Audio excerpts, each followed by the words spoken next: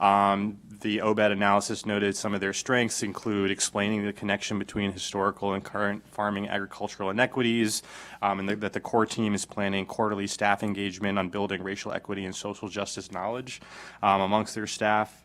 They are also looking for ways to use a racial equity lens in their data analysis, reviewing existing contracts to identify opportunities to enhance marketing and outreach to underserved communities, and are also going to investigate whether they can do some data analysis to inform some of their practices. That's also been noted as one of the opportunities for strengthening their equity output, and so they're also going to identify tracking staff engagements to see, whether they are engaging with smaller beginning farmers who typically are Black, Indigenous, or people of color. So that's pretty much that analysis. Section E just summarizes those budget items that I referenced at the beginning, and the bulk are compensation adjustments, as I noted, and there are no service impacts. And council staff does suggest the committee consider approving the recommended budget. Thank you for that high-level overview very quickly. I really appreciate it. Let's give the Office of Agriculture an opportunity to chime in and provide any input here. Mr. Sheffel.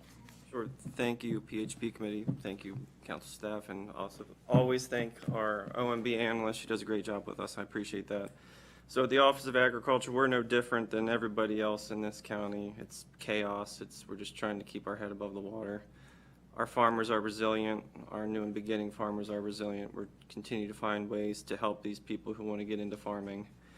With the racial equity component of it, the biggest challenge we always hear, and you all have heard it too, is access to land. So land continues to be expensive. It will always be expensive here. So we're working with some civic organizations on finding ways to increase the private side, private landowners allowing new and beginning farmers to farm that farm. And we've had some beginning conversations with some interested parties on looking at an incubator farm, if we can find that a public-private partnership. So we're continuing to push there. We're very happy that our cold storage unit at the Ag History Farm Park is alive and well. It's in use. We know it will be continue that use as the growing season gets here upon us. We are still engaged with the Park and Planning Commission on the lease of the building, and we are hopeful, and we've had some positive conversations with them, that the commercial kitchen in our building could then be used alongside that cold storage to make shelf-stable foods that the farmers could sell at their farmers markets or go to food pantries to help people in need. So that's as brief as I can be.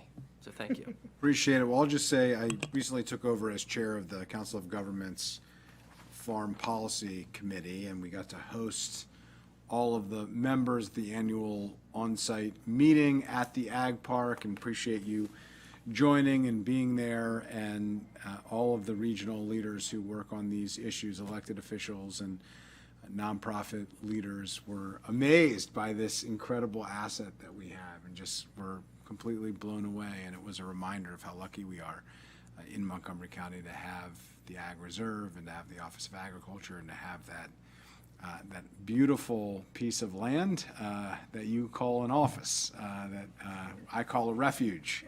And a respite to be able to join it.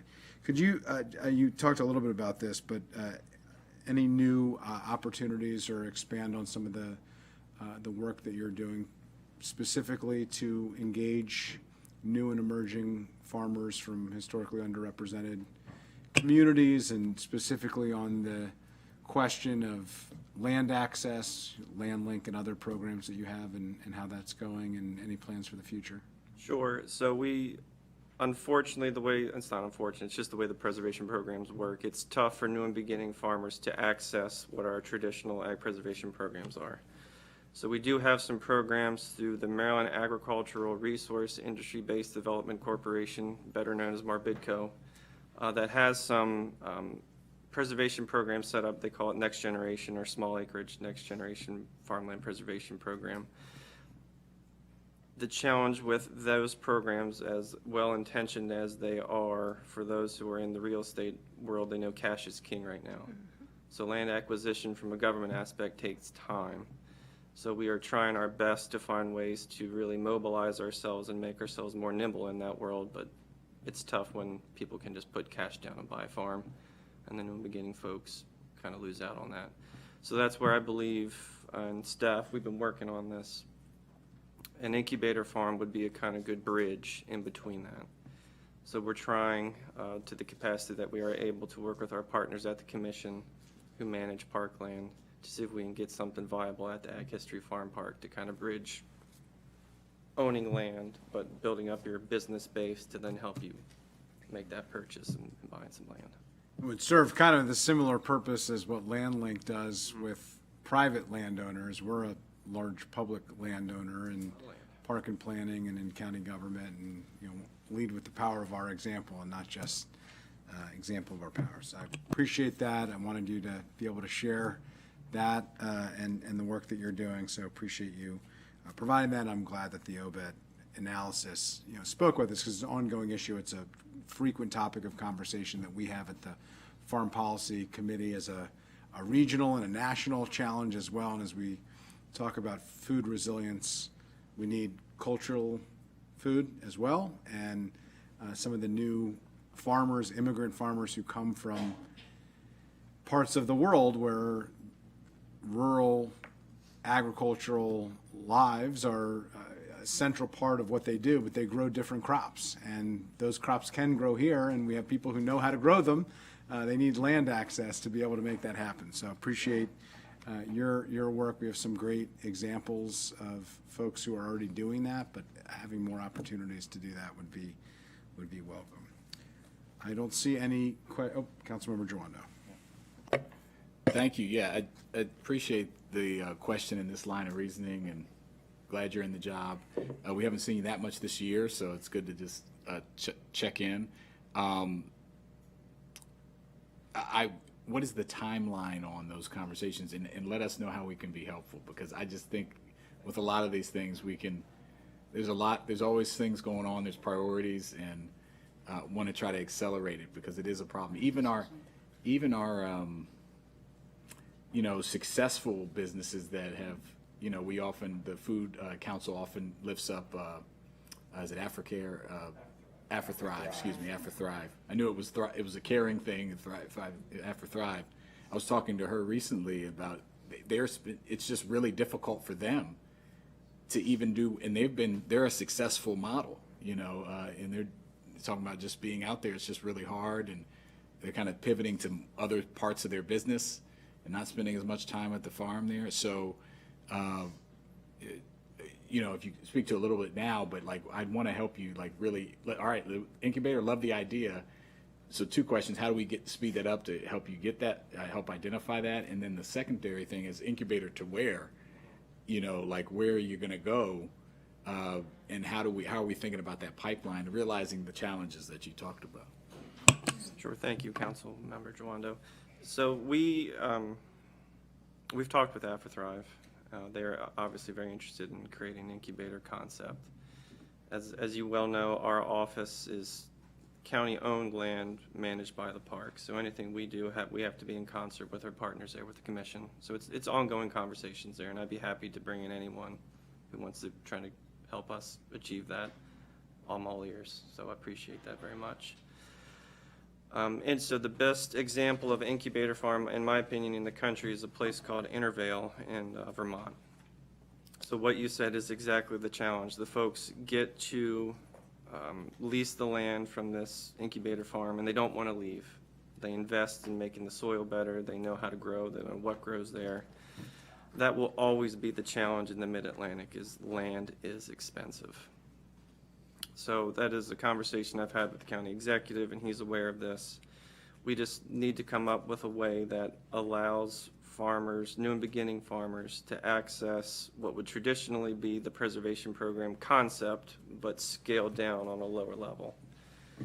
And I don't have a good answer for you, but I'm very happy to talk further about it. I appreciate the candor, and I appreciate the honesty. And so count us in, loop us. Next meeting, we'll join it, or my team, and would love to. I'm sure I speak for my colleagues. We all want to help move this along. Thank you.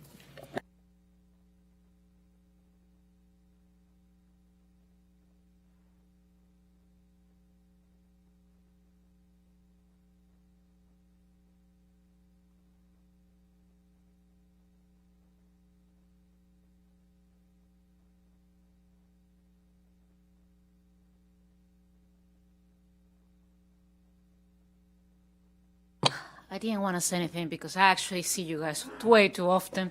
Agrotourism falls into the Economic Development Committee. So, and with AfroThrive, I have worked a lot. And I'm working with them on 2 projects on urban farming in my district. And I look forward to the next agrotourism work session that we're going to be putting together in the fall, which you guys know about. And everybody's always welcome to attend. So that's it. You guys do great work, and I look forward to saying yes to the county executive's proposal. Okay, we have a proposal from the county executive. We have no objections from colleagues, and so we will approve as recommended by the county executive. Great. Thank you. Appreciate it. All right, we are going to move on to the next items on our agenda. We have the Department of Housing and Community Affairs, the General and Grant Fund, and the Housing Initiative Fund. We're going to welcome up our Department of Housing and Community Affairs, who we hope presented well at their conference this afternoon. We're not going to go through the full presentation here in the interest of everybody's time, but we have received it, I think, yesterday afternoon or evening. I think all colleagues have received it. Council staff has received it. We can be ready to talk about it as needed, but I think we should go through the packet because similar information is shared in the packet. So let's get into it. Let me turn it over to Mr. Mia, and you can walk us through the packet, and we can turn it over to our colleagues in DHCA as needed. In addition to the DHCA operating budget, there's also 2 CIP items up for the committee's review today.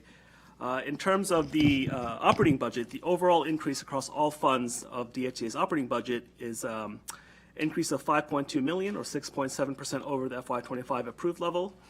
The bulk of the changes are in the general fund portion of the operating budget, where the executive is recommending an increase of $1.8 million, or 13.2%, and that's primarily driven by a number of staffing and programmatic enhancements, including 5 new positions being added or requested for addition to the budget.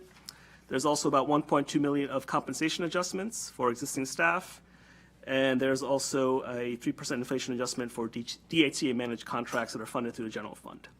On the general fund side, there's also a revenue increases for 3 licensing types. The rental licensing fee is being proposed for an increase of from $76 per unit to $100 per unit for multifamily units. The short-term registration rental license fee is being proposed for increase from $325 per unit to $500 per unit, and the COC fee is being proposed for increase from $650 per unit to $10 per unit. And so that's driving revenue changes on the general fund side as well. On the grant fund portion, not a lot of significant changes, simply a same services budget. It's actually a slight decrease of about $132,000 over the FY25 approved level. There are a number of positions being shifted out of the grant fund to either the HIF or the general fund, and that's primarily because of rising compensation costs hitting a cap on what a grant award allows for. And so those positions, those existing positions need some shifting to other funds. And then finally, in the Housing Initiative Fund portion, there is an increase of about $3.6 million over the FY25 approved level. That is primarily driven by a compensation adjustments, as well as increase of the home buyer down payment assistance fund program by $1.5 million. There's also an increase of $2.5 million in the rental assistance programs, which the Joint Committee, HHS and PHP Committee covered on April 22nd. And finally, on the HIF side, there is some adjustments to the debt service fund associated with increasing the taxable bond portion in the CIP. As I mentioned, there's 2 CIP amendments: the countywide facade easement program, which programs $500,000 of state aid in FY25, and also the affordable housing acquisition preservation CIP, which programs $75 million in taxable bonds in FY26. And finally, on the operating budget equity tools side, the overall analysis from the Office of ResJ states that DHCA continues to demonstrate a strong commitment of advancing racial equity and social justice. It talks about how the department will plan to use data to support racial equity initiatives and support its programs. But beyond that, that's the high-level summary. Great. High level, anything to add from the department? I'll turn it over to you, Director Bruton, and after you do that, we can dive into the packet. No, nothing to add. We appreciate Mr. Mia's staff report. And as you referenced earlier, we hadn't planned on doing the PowerPoint. We provided a PowerPoint to provide background information and context for any questions you might want to ask us, and for a reference for any future questions you might want to ask us. Great. Well, I appreciate it. We have it up, so if it needs to be referenced, it's there as a reference in response to any questions or a topic that comes up. We can flip to it, but with that, we have some budgetary items and some dynamics of the council's role versus the executive's role and decisions that we have to make. So I'll turn it over to Mr. Mia, and we can go through that. Before decision items, I just want to turn your attention to page 6 of the packet on table 1. That shows you essentially the difference by program area for DHCA's operating budget. These programs are organized budgetarily, so they don't quite line up to the organization chart that's been provided previously and the reporting structure. So it just shows you where the bulk of changes are in terms of dollars and FTEs. On table 2, on page 7, you see a history going back to FY20 approved budget of the number of FTEs being added to each program over the last 6-7 fiscal years of budget.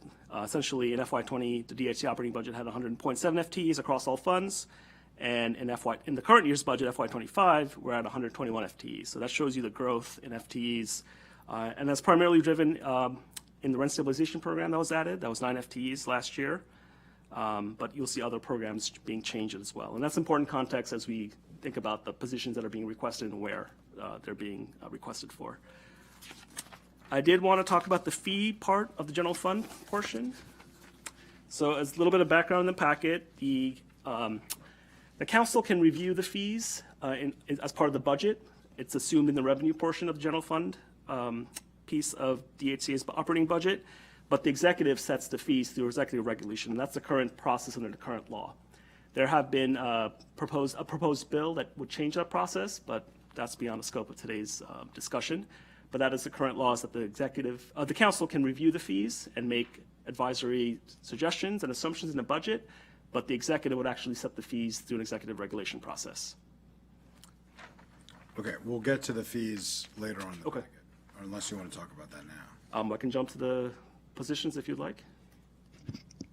Talk about the fees or the positions? They're two different topics. The fees and the positions are related, so we could talk about the fees first on the revenue side. Yeah. Okay, go ahead. All right. So, again, as I mentioned, there's 3 proposed fee increases in the recommended budget. The first is the rental licensing fee, which was part of a 2-year phase-in, going from 52 to 76 in FY25, and now being proposed to 100 in FY26, and that's for multifamily rental units. The short-term rental registration fee is also being increased as part of a 2-year phase-in, went from 150 in FY24 to 325 in 25, now to 500. And finally, the common ownership communities fee was $5 last year, $6.50 in the current year, and is now being proposed for $10 per unit in FY26. All told, the 3 fees will generate about $2.8 million more in revenues than the current year. Table 5 has a summary of each fee and each revenue source, but essentially the 3 proposed fee increases would generate an additional $2.8 million in revenues. And in terms of the COC fee, that fee is set to be essentially self-supporting the Office of Common Ownership Communities program. The county code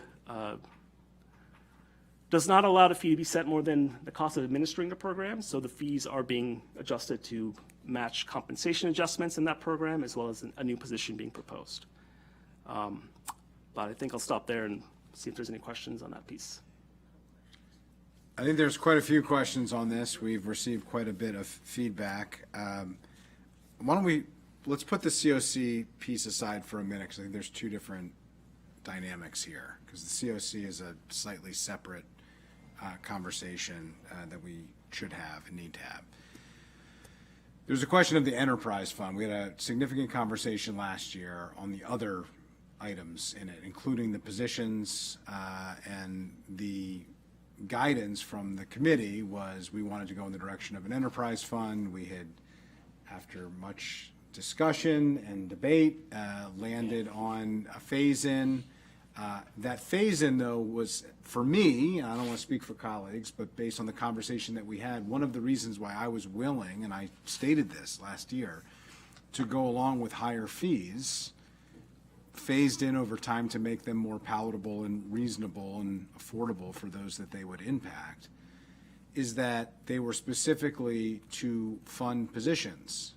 But in order for that to be a real deal, in order for that transaction to work in the way that is intended, that's an enterprise fund.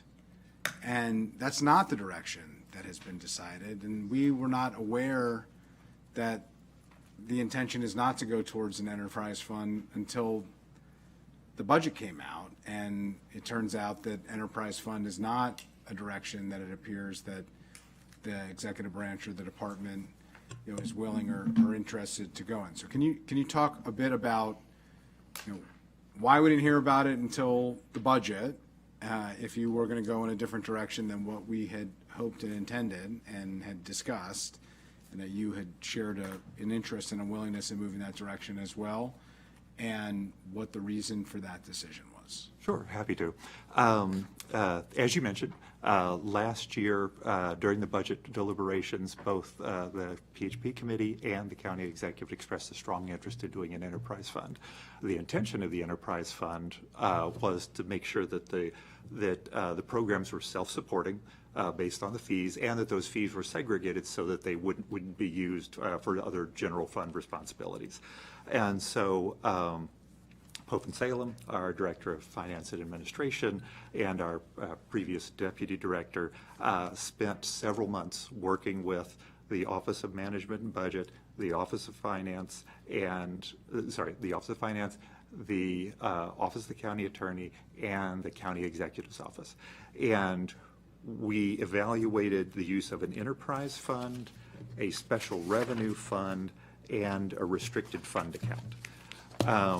We talked with the other departments in the county that have enterprise funds.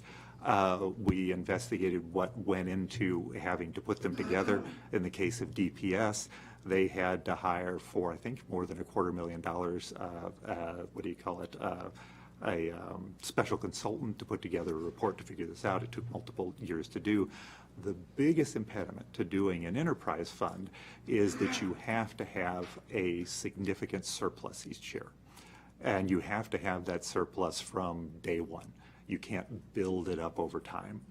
And the intent of the surplus is that you as an enterprise fund, you're completely separated from the general fund. You're not going to get any help. And so that surplus has to be there to help you in the off years, say for permitting services, when there are fewer permits requested and fewer fees coming in.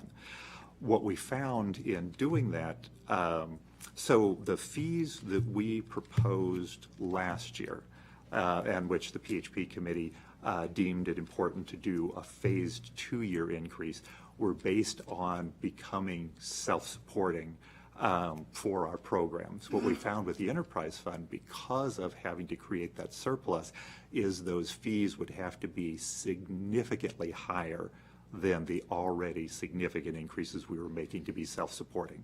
And so it was the concern of OMB, OCA, CEX, and Finance that doing those increased fees, plus the level of complexity, having to hire an outside consultant to work through the legal and financial issues, that the costs and the complexities were just too much, and that it would not be able to be done within 1 year. We also, in our research of the enterprise fund, we found out that there were 2 other options: the special revenue fund and the restricted fund account. The special revenue fund, and these are in the PowerPoint, we have kind of an overview of what the research we did was. The special revenue fund also has some additional difficulties, but it doesn't have that requirement of having the surplus. We ended up, and we can, Ms. Salem can go into those differences more if you'd like. What we ended up settling on was the restricted fund account.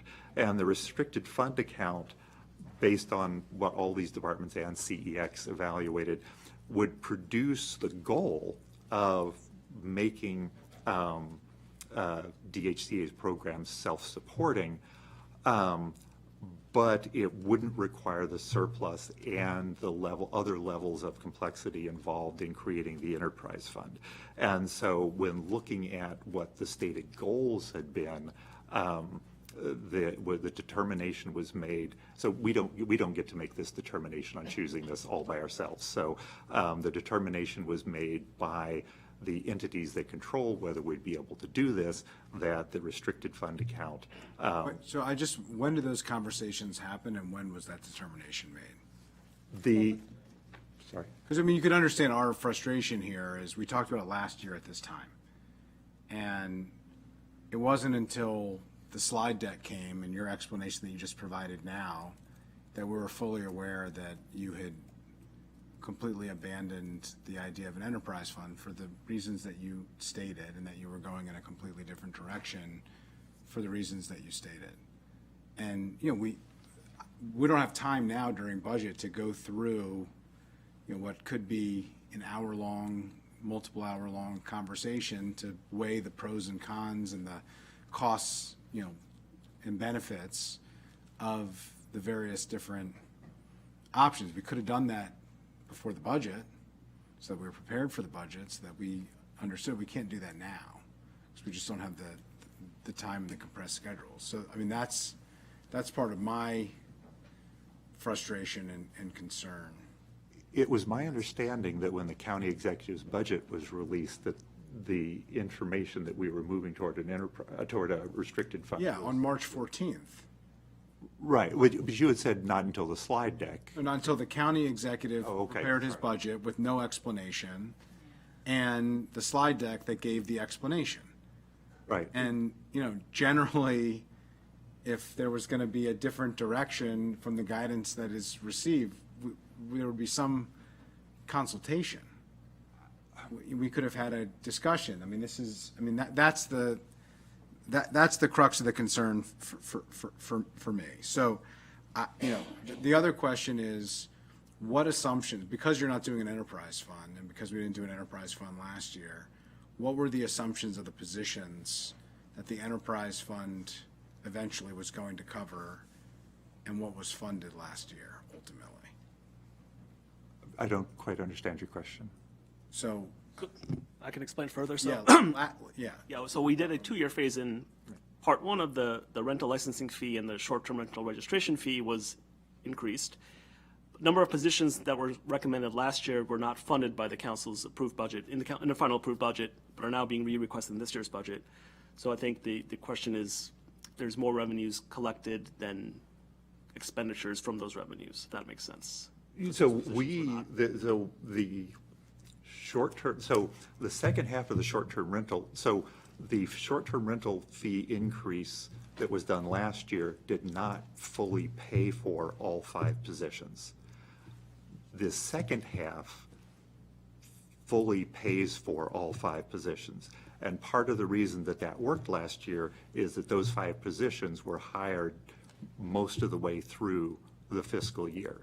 And so if the second half of the short-term rental fee increase is not done this year, then we will not have the money to pay for the positions that were hired last year. And then as far as the second half of the multifamily fee increase, the recommendation that we made last year that was divided into 2 was to pay for the positions that were requested last year. And we weren't given those positions last year, but those fee increases last year and the ones we're requesting this year were calculated to pay for those 5 positions. And so if if those 5 positions aren't created, then yes, we will be we would have to do another calculation because we're moving into being self-supporting. And so part of it was to pay for those positions, but also for our operations to be self-supporting with those positions. And that's what we conveyed in our budget testimony and our conversations last year. So do you have a calculation of what the fees would be if you didn't include positions versus if you do include the positions? Hi, this is Paul from Salem. Yes, I can present that and then send it over to Mr. Mia. And it's not included in the question that he asked me, but I can provide that information, provide different scenario, look at what is our current expenditure, and then project the over next 6 year with the fee or without the fee. And so that kind of give you a clear picture what implication would have. And also include if we need to use the fee increases to pay for additional position to support our operational need, then I can also incorporate that into all different kind of scenario for you to review.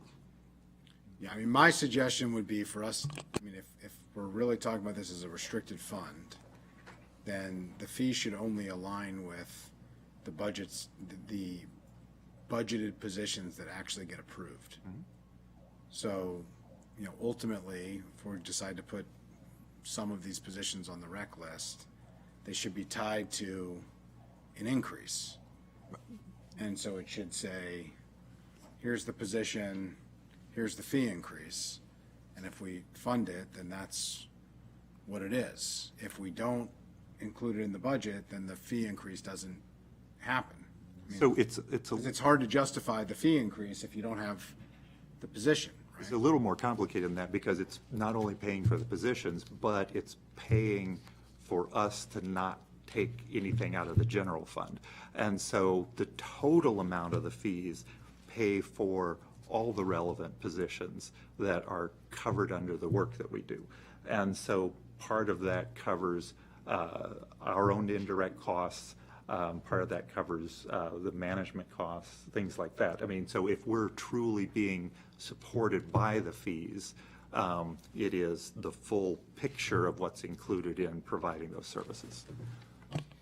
If I may, I'm just add another context into the conversation. Because by setting up either enterprise fund or restricted fund, one of the policy consideration is, do we plan to increase the fee on the annual basis? Because the revenue, if you collect projected for that particular fiscal year, you only factor in that how much you should pay for the expenditure.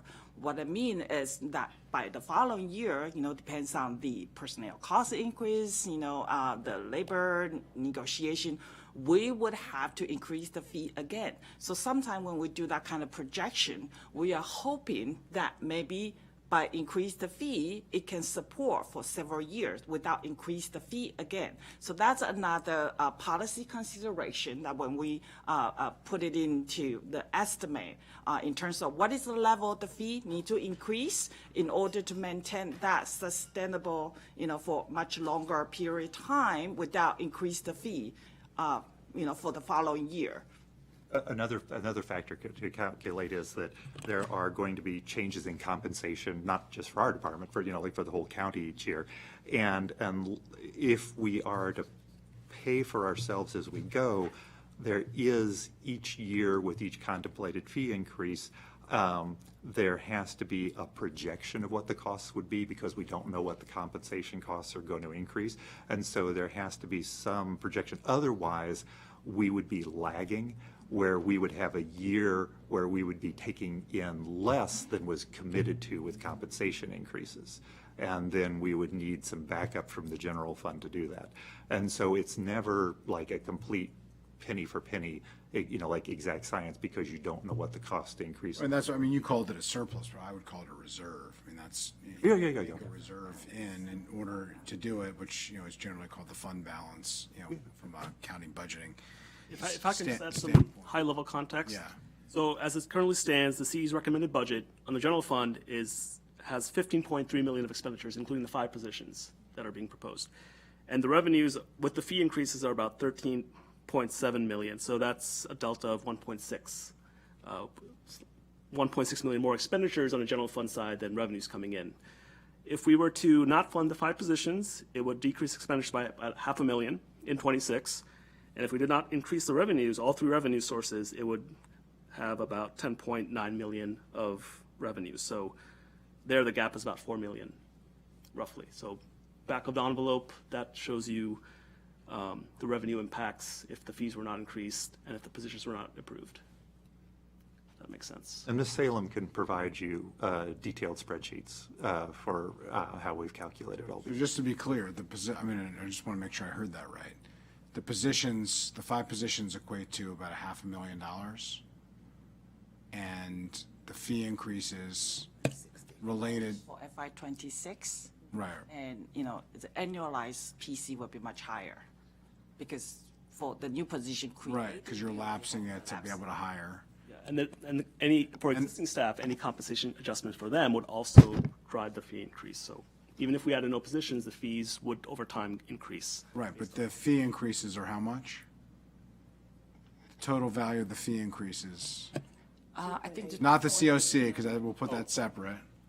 At 2.3, 2.3. All right, so we're charging people 2.3 million for positions that cost annually like 600,000. But- Annualized cost. We're charging them for the positions plus moving to the restricted fund model. That's the biggest cost, is moving to the restricted fund model. So they don't get the benefit of the enterprise fund where it's truly separate, but they get charged for the costs. I don't understand the necessarily, go ahead, Ms. Salem. Sorry, I think the concept of restricted fund is just, I think from finance perspective, because if we move to the enterprise fund, normally, let's say we take DPS budget as example, they need to have at least about 20%, 30% in fund balance as is required. And so if we need to achieve that policy goal based on the county fiscal, overall policy plan, that would really have to increase our licensing fees significantly. But for restricted fund, it still support the same concept that we collect the revenue. We will set up specific account code and committed those funds only for specific program operational purposes. And the department work with OMB and the finance on the annual basis. We will continue to track to make sure whatever the fee collected, pay for whatever the actual expenditure, and hopefully that we don't have to increase the fee on annual basis. So the over $2 million is going towards an ongoing fund balance to be able to cover $600,000 worth of new positions over time? It seems to me that it's going to cover existing positions and existing operations. Exactly, but I think also that we factor in, let's say we are moving into the FY '26 budget development, whatever the fee that we collected this year, we would have to make sure there's some flexibility or cushion there to cover the following year with PC increase, associate operating increases, that we don't have to increase the fee again immediately. Because I think from policy or decision-making process, that might really cause some concern. I'm not sure I see the benefit of having a restricted fund if the cost is 4 times the cost of the actual positions. Well, That's the issue. I can't go to a resident and explain to them their fee's going up, but it's okay because your fee's going up because you're going to get an improved service, and it's going directly to that improved service. I have to tell them that your fee's going up 4 times the cost of what the improved service would cost. And that's a bad deal.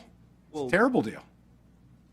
well. So why not just ditch the restricted fund, go back to how things were happening before, and only increase the fees, the value of what 500,000 would be, and revisit it next year? That's what I'm trying to figure out. I don't think it's fair to say that an enterprise fund would be a good deal for them and a restricted fund is a bad deal for them. An enterprise fund would cost them significantly more than what's been proposed. No, you're arguing that the enterprise fund is a bad deal too. What I'm saying is the restricted fund isn't necessarily a good deal because it is still overcharging them for the value. So you're not getting what the thought process was out of an enterprise fund, and you're still getting overcharged. Maybe you're getting overcharged less, but you're still paying for more than the cost of what you're getting in return. So I think That's the issue. another way of looking at this is that if you are making it a fee-based budget, it is those paying the fees who are paying for the services. If we don't go to a restricted fund or some other model that segregates the fees, as was requested of us, then the money will still be coming out of the general fund. And so who's going to be paying for it? Is it the general fund that's paying for part of it, or is it all being paid for? Some of the same people are paying into the general fund too. I mean, I just want to note that. It's not as if like that's a totally different category of people. All right, I'll yield to colleagues. I'm not comfortable with the fee increases in light of the fact that we're charging for things that were not in the spirit of what we had talked about last year. That's what I had agreed to last year. I wish you had come to us much earlier than March 14th. We could have talked through what this was going to look like and come up with a collaborative strategy. We didn't do that. That didn't happen. We could revisit it, but I'm not supportive, and I don't know what the number would be of equating to the 500 or 600,000 for the actual positions, because I'd be open to that. I think that's a reasonable thing to do, depending on what positions ultimately get funded in the budget. But I'm not comfortable saying that we're going to charge 4 times the cost of a position in increased fees. I just don't think that that is something that I could easily justify to the community when we talk to them about their fees going up. But let me yield to colleagues and see where others are at. Councilmember Fontaine Gonzalez. Good afternoon. I think the chair mentioned this quite a few times already. I think the biggest problem that we have right now is the lack of communication. We should have had this conversation months before arriving to this place. And I'm going to use the example of DPS. DPS falls under the Economic Development Committee, which I chair. And I am highly aware of the DPS Enterprise Fund because I have so many conversations with them about that fund. So it's nothing new. Here we're coming in at this hour on a Friday with this bombshell. And I have more questions. I came in with lots of questions and not happy, and I'm actually now very, very unhappy. Yes, it's, and on top of all that, what we're facing at the federal level, people really struggling. Because at the end of the day, these fees, somebody had to pay these fees. The tenants will pay these fees. It's not the landlord, it's the tenants. It goes to them. We're gonna make it more difficult. And so it's a difficult year with everything going on, and the lack of communication it makes it worse. I know you need the staff. I'm one of those council members who usually call you guys, and I love you and respect you so much because you have been there for me with all the issues that we handle in my office, things are happening with my constituents. But the process has been broken. And I'm not gonna blame anybody. I'm just gonna say it's just sad that we're here at this hour discussing this instead of having this conversation long before and then coming in here and saying, this is what we're gonna be voting on based on all the information and analysis and questions and answers that we have had before. That didn't happen. So I want to ask you, of the 5 positions that you're requesting, which ones, because I'm also coming in here in every single budget session that I have in Econ and PHP, what am I going to cut so we don't have, increases, tax increases for this year's budget, okay? I'm trying to be as responsible as possible.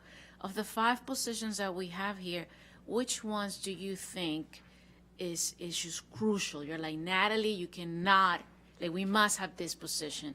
And maybe the solution, this is me thinking out loud, maybe the solution is to say that position should come from the general fund, and then we, the 3 of us, come back after the budget and really look at this structure and see what makes sense. So I'm just, Can you answer that question? Which of the, I would say, don't tell me all five, because that doesn't work. no, I would say the two positions for licensing, each year that this is my third budget, each year that I've been here, we've made the case that our licensing folks, which they collect the vast majority of our funding, have been for many years woefully underfunded. And they are not, with their current staffing plus a handful of SPS contractors, are not able to keep up with our code and statutory requirements. That's one position? There's two. Two. Okay. Okay, two, Manager 3 and the program specialist 2, Yeah. the top 2 on the chart, That's up. on page 10. So if we say that those positions can be taken from the general fund, they will go to the reconciliation list. Is that what it is? Yeah, I am just putting this idea out there as a solution, but I yield back to you guys. Yeah. If I may provide a little bit, maybe I can work with Mr. Mia, let's say, with two positions in terms of look at our current revenue projection without fee increases, how would that cover our projected FY26 expenditure? So that can give you a better sense of with fee increase, or without the fee increase, or with fee increases, whatever the level, instead of going all the way to 100, maybe we can come up different scenario and I work with the director to figure out what would be the most appropriate fee, because we do need to make sure those programs are self-supported. And so I think just want to provide that kind of different levels of analysis, for everybody's understanding. Will that work? Let me turn it to Councilmember. I think it's a helpful suggestion, but I want to come back to that. Let me first turn it to Councilmember Joanda. Yeah, I appreciate the thoughtfulness that's kind of building on the scenarios that you talked about earlier. Yeah, I think with any fee structure, you have to pay for the positions. There's obviously, you have to have a fund that has money in it. If you don't get, to your point, that if you don't get the amount of fees, if you're going to an enterprise-like, or in this case, restricted fund. So I get that. I get, now that you're talking us through the analysis, it would have been good to know it sooner, but I get, things happen. I will say, though, I wouldn't want to make any decisions absent that information. I would want to see what we're getting rid of. I'm also like the code enforcement people, at the end of the table here, literally, I think we need help there too, so that's something that we talk about a lot for people. I hear very often in my office that when they call, that it takes a while for people to get their complaint heard and people to hear back from them, and I don't think it's through lack of trying. I think it's just through, there's a lot of cases. So I guess generally, right now, all 5 positions are included in the CE's budget. They're funded by these fees. The issue is there's a disconnect of, how much is the disconnect between what they cost, the positions cost, and the fee revenue generation again? It's 2.3 versus around 600. What's the annualized cost of the positions? It's about a little bit over 600, not much, it's only 3 months, yeah. Okay, so it gets to 600 annually. 680. Okay. Are you guys looking at something in the packet? Yeah. What page is that? I'm on the fee chart, so I'm on page. So the positions are, Anita Aite, OMB, the positions are 560, and they lapse for 3 months. So if you add the 3 months, that would be about $700,000. Okay, there we go. I just wanted to work with. Yeah, the additional cost is 157. That's in the budget book on Circle 16. So it shows you the annualized cost of new positions. So it's 700 roughly. 700,000. All right, going once, going twice. 700,000. Okay, so the delta is 702.3. Could you just? I want to just give you the opportunity to explain, given all the research you've done on this and you settled on the rental licensing, do you still feel that, is it DHCA and the county executive's position that this is the best route to go,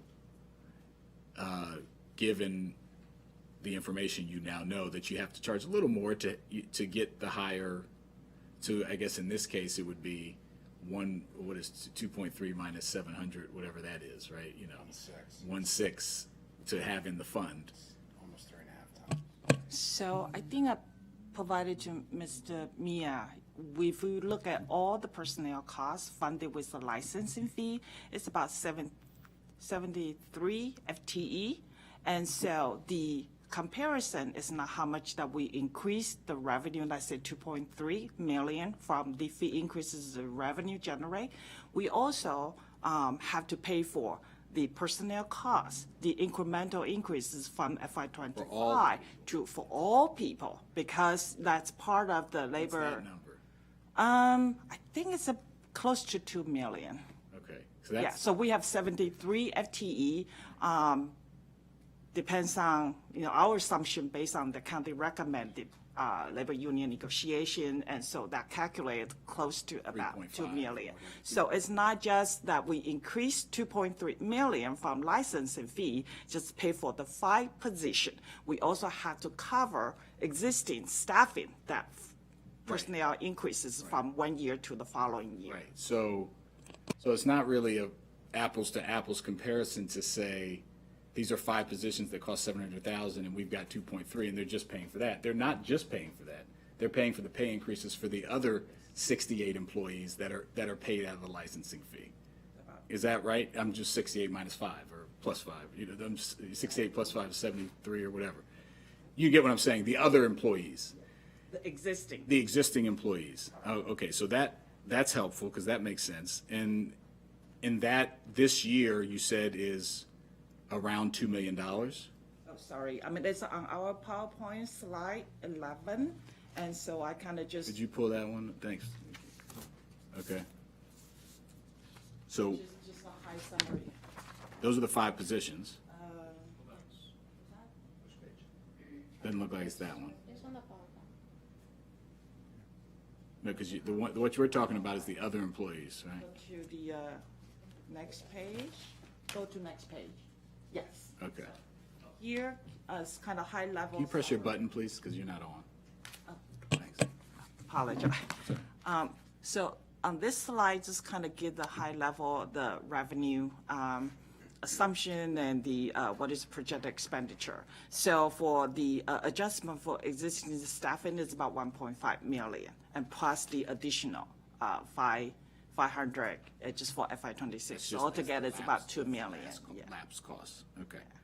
And so the 1.4, which is the adjustments, like wage and step adjustments for the existing employees, which also is required to come out of this licensing fees fund. Correct, because it cover our staff currently working for licensing, code enforcement, auto rent supervision. Got it. and So in partial the admin. calculation of the fee structure, you were thinking about both of these numbers, which is why, and that, when you look at 2 million versus 2.3, that's not an outrageous gap.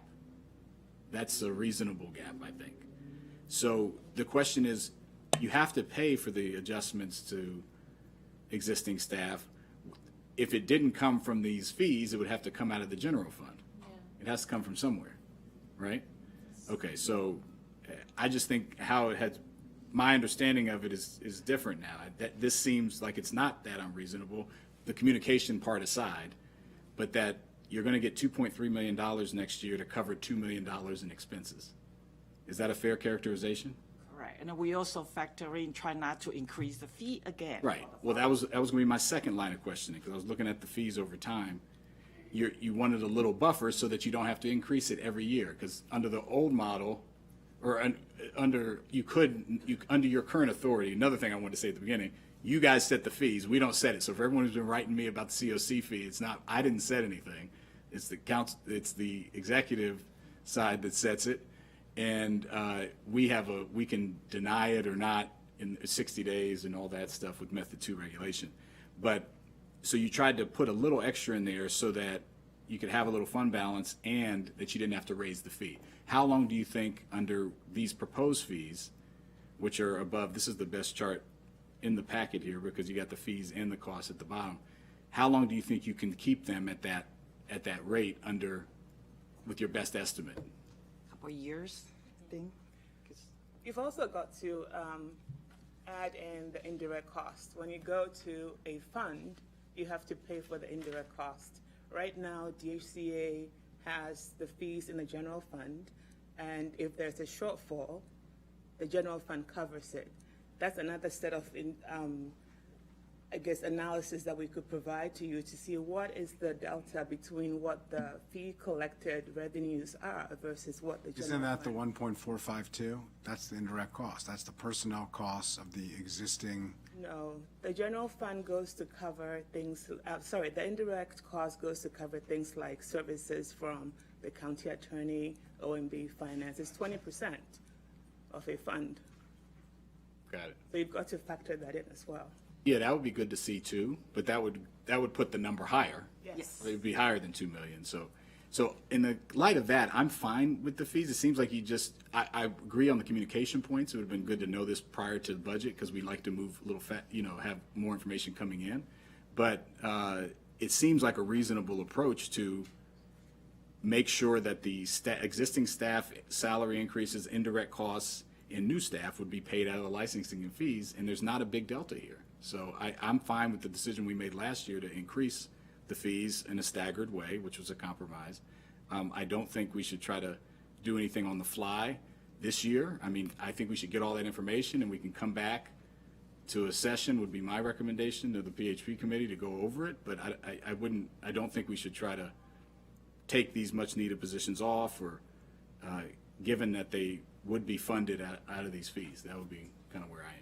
And just to add on table 4 on page 11, you see the history of the fees going back to FY 2000. So you'll see how long each fee has roughly stayed For a the few same. years. And, you know, I will just note, we're changing the rules here.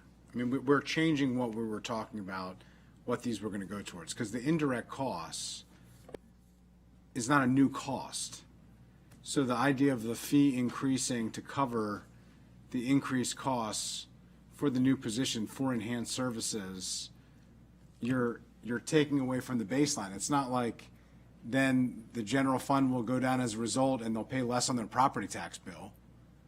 They're going to pay the same amount of that, plus they're going to pay the fee on top.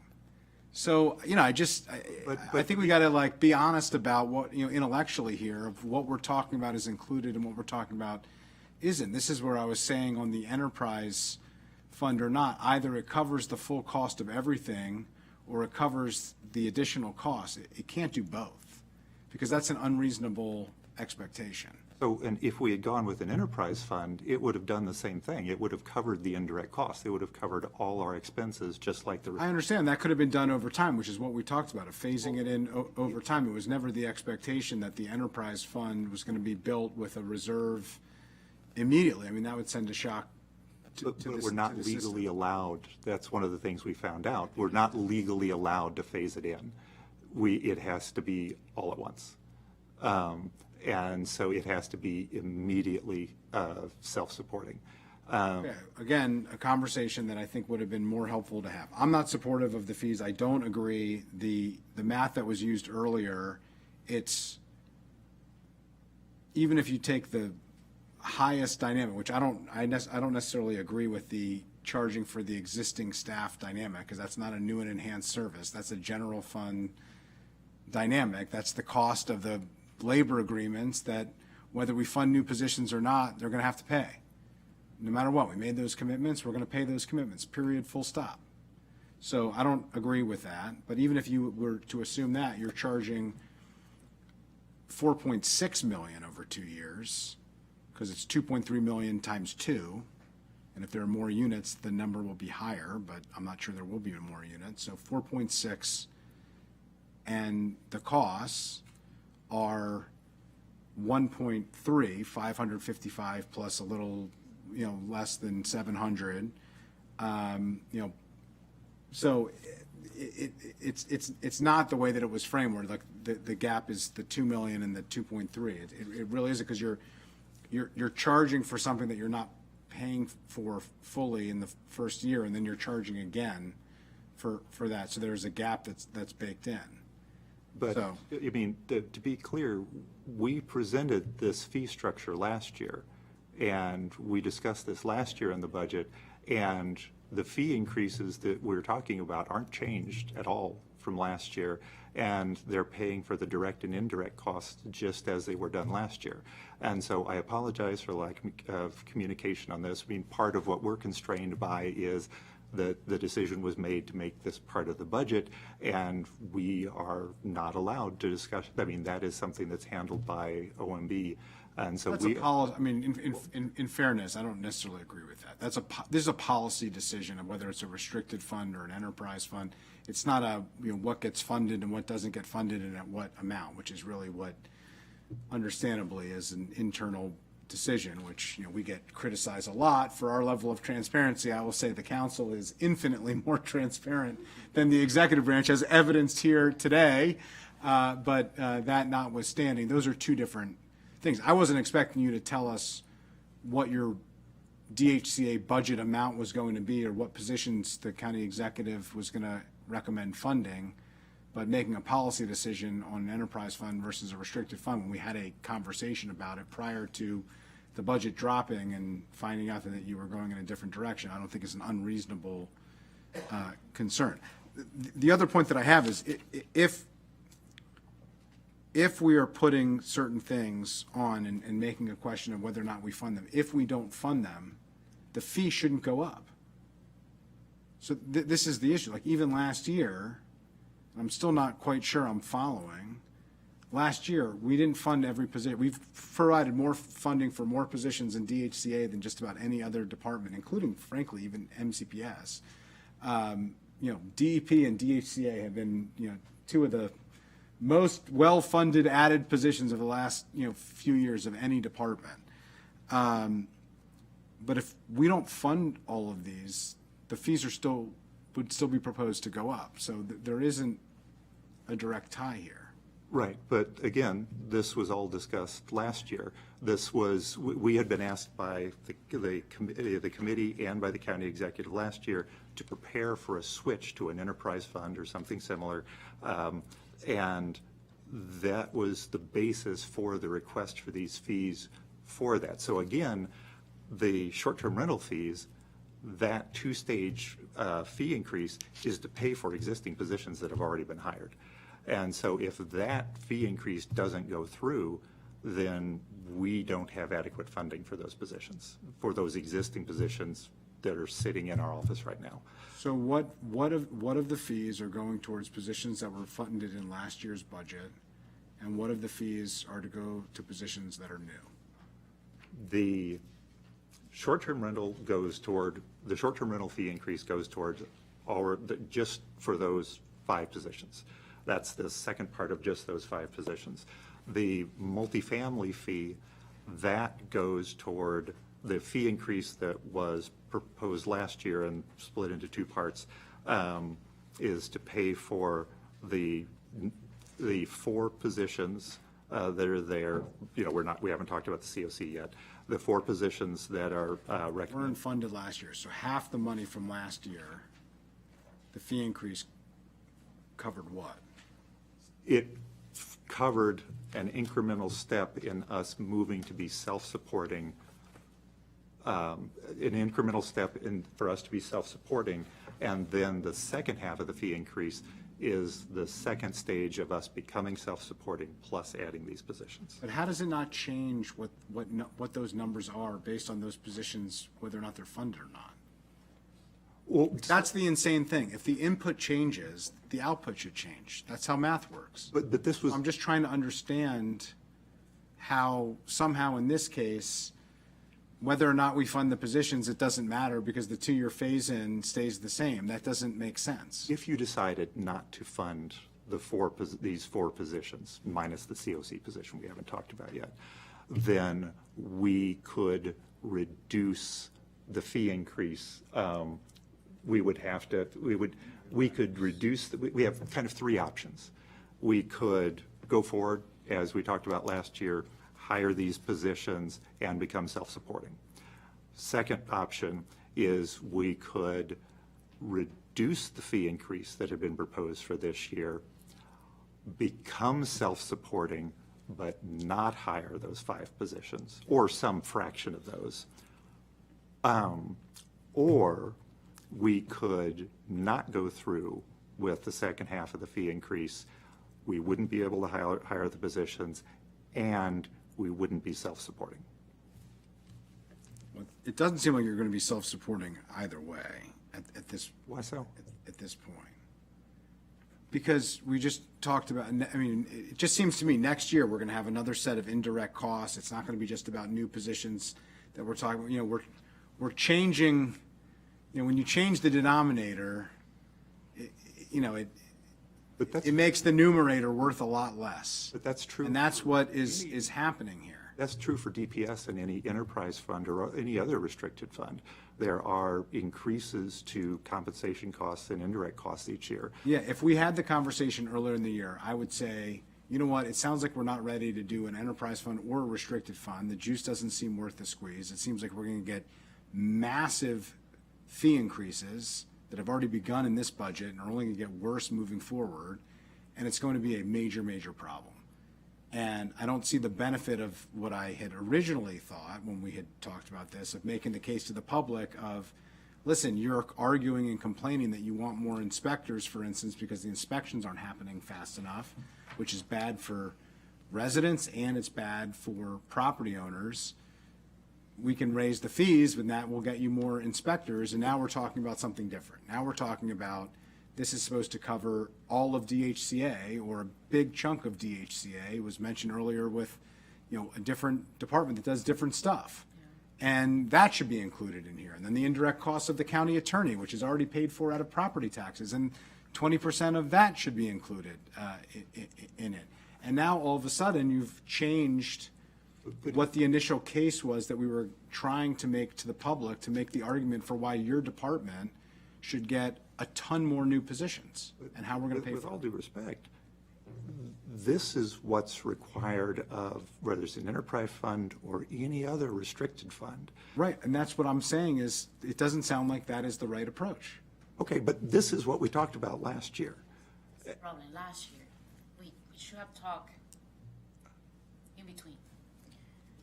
It's not what we talked about last year. What we talked about last year, it was phasing in, moving to an enterprise fund. There was never the discussion of how much more you were planning to charge and that you thought that other things besides added positions, which is exclusively what we talked about last year, were going to be required to be covered. That's it. We did. Hold on, we did talk about these fees. These numbers were the same numbers. I sat in this seat, and these were the numbers. I understand we talked about the numbers. And That's just- not what I'm talking about. We're talking about two different things. If we're making a policy decision on the restricted fund, and what you're sharing is what the restricted fund means, what I'm saying is we have a decision on the positions. Last year, if you're doing a restricted fund or you're doing an enterprise fund, and you don't fund the positions, you wouldn't have to charge the fee. The fee increase would not be the same. It would change.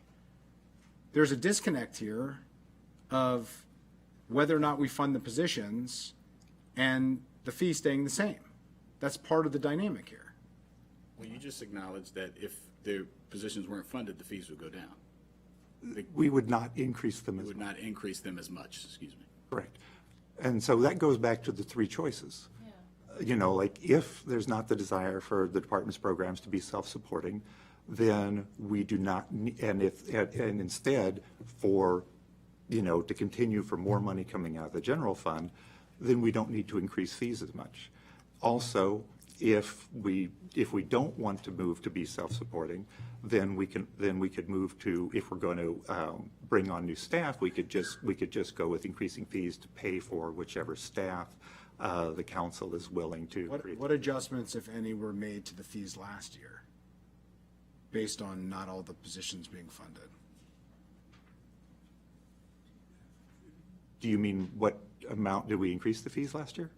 Yeah, I mean, I'm saying if the commitment is, well, obviously, we would lower the fees to the requisite amount based on the fact that not every position was funded. If if we heard from council staff properly, and if my recollection is accurate, every single position wasn't funded, that the fees were based off of, and some of these positions are the same positions that are coming back. So what I'm saying is that's not obviously the case.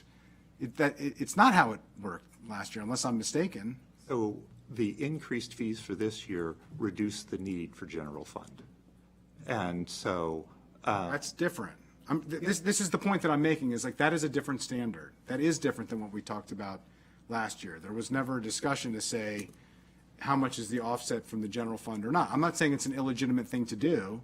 I'm just saying that isn't a conversation that happened last year. And it does matter what the assumption is of what this is expected to cover and what it's not expected to cover. I mean, that's a very important aspect to what you're doing if you're moving into an enterprise fund or a restricted fund or whatever the case may be, which you acknowledge. So we have a couple decision points here. I think it would be very helpful for us to get, as a follow-up, the information that Ms. Salem shared earlier, which I think speaks to what all of us are talking about, even if we have some disagreements on where that is, of what that would be. I think the three choices that were laid out by Director Bruton, that would give some context to how those choices could be determined. So I think at the very least, that would be very helpful.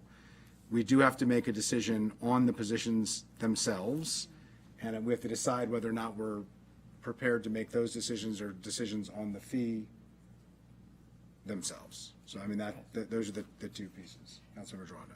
Yeah, so I think, a couple things. I think it would be hard to make a decision about that without having the information. I would like to have that first from my perspective. Also, just when we spoke last year, I think the general idea, my general idea, I realized, people can be in the same room having the same conversation and have totally different ideas about what happened. So I acknowledge that. But was that anytime you're moving to an enterprise like self-sustain, I'm just going to use the word self-sustaining because we're not doing enterprise, but where you're paying for the service through fees of what the service is, in this case, more inspections, more service, more code inspections, more approvals, more quickly, right, which is what the whole goal was. I do agree. That money, that was the inspections that were happening prior to that switch were happening, that money, whoever was doing them was coming out of the general fund, right? So anytime you would switch, there would be relief in the general fund. That's just how it operates. Now, how you use that relief in the discussion about that, because presumably you said, whew, okay, I got $2 million more, and you did something with it. Or someone did something with it in the context, OMB did something with it in the context of the whole budget, right? Because the money came, is that a fair statement? It's a fair statement, but it's also true that during our analysis, trying to figure out which of the fund structures to go towards, we figured out that the general fund was already paying for some of the DHCA expenditures. Right. So I think that if we come back and we give you an analysis of what that delta is, then there'll be a better understanding of why the fees that were approved last year, even though the positions were not approved with them, still covered expenditures that DHCA should have been paying for with licensing fees. Agreed. That came from the general fund. And that was the point I was making earlier, and you can have a disagreement with that, but if you're moving a whole set of work, and whether the right things are in that set of work or not, that's a fair conversation. I assumed that some level of work related to this, things that were covered by licensing, people who were doing those those inspections and everything, there would be a shift, not just the new positions, but there would be some current shift. We didn't talk about it that way as much last year, and that is something that should have happened. But I kind of just accepted that there are some set of people that aren't new positions that are doing this work because we're already paying for it, that will move over to this new system, and that we're shifting the burden about who pays for it. Again, it's a one big pie. We all pay the budget comes from a lot of places, to Councilmember Friedson's point earlier, but that we were intentionally saying people want better service. These fees aren't necessarily giving us what we need. We want to switch them, and we're going to switch who pays for these set of services. Right? So, yeah, I'm not against that. That's what we decided to do last year. The question is the juice worth the squeeze? should we keep paying for it from the general fund, or should it be self-sustained? You know, how much of that burden should be shifted to fees, relieving pressure on the general fund? I think there's an argument that some should. The question is how much, and I think we'll need that information to see how much we're willing to do. So, all right. Yeah, the issue on some of this is it is different than permitting. And the reason why I viewed it differently and how we talked about it is permitting is generating a lot more revenue. And so the ability of permitting to be self-sustaining and generating enough revenue to cover the cost of that personnel is a different scenario. So the idea that DHCA would be totally self-sustaining in certain elements of it is a different reasonableness standard here. The idea, from what I had viewed the conversation to be all sitting in the same room, was the additive piece here. Was to say, okay, we want to add more. We don't have the capacity. The general fund is never going to be able to cover the ads. If we want to add, we need to have an enterprise fund or some type of restricted fund, some type of self-sustaining fund to fund the add-ons. And it'd be much easier. You know, I had suggested and mentioned enterprise fund even earlier than that, because my point was it's much easier to make the case to people that they have to pay higher fees, but they're getting an enhanced service as a result. If you're making the argument of, oh, no, it's not necessarily an enhanced service, a small piece of your fee goes to enhanced service, but the bulk of the fee increase actually goes to just cover the other stuff so that the general fund can be relieved to fund unrelated services to you, all of a sudden it makes it a much more murky and much more difficult argument to make. And it does take away from the benefit of the enterprise fund in the standpoint of the message to the end payer to say, you're paying this and it goes directly to the person you're speaking to, directly to the person who shows up at your door, directly to the person on the other end of the phone call. That's a different dynamic, and it is different in DHCA, and I do think it's not reasonable, given the work that DHCA does, to expect that same dynamic when it just doesn't generate that level of revenue. That's the conversation that we should have had, because I think your expectations, at least my expectations, were different in that sense. And the idea that we don't have positions, but we have fees, but now the fees cover other things. And, you know, I think this is where, to Councilmember Flanagan-Gonzalez's point, what we have here is a failure to communicate. And, you know, I think that is a key part of the problem. Having said that, we do have some decision points here. We have the positions. I would separate it as 4 positions to start, because I do think the COC position and the COC fees are a separate category. So to not add further confusion to this conversation, I think we separate that out.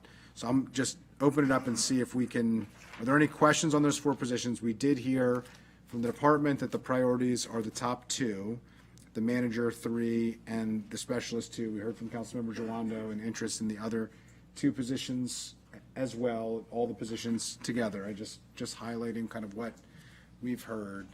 And then there is a question of, I mean, right now, to be honest with you, everything is coming out of the general fund, and the revenue is just going into the general support for the department. It's, you know, your left pocket or your right pocket. So I do think your information will help us to understand what the revenue impact would be, but I'm not sure it's necessarily,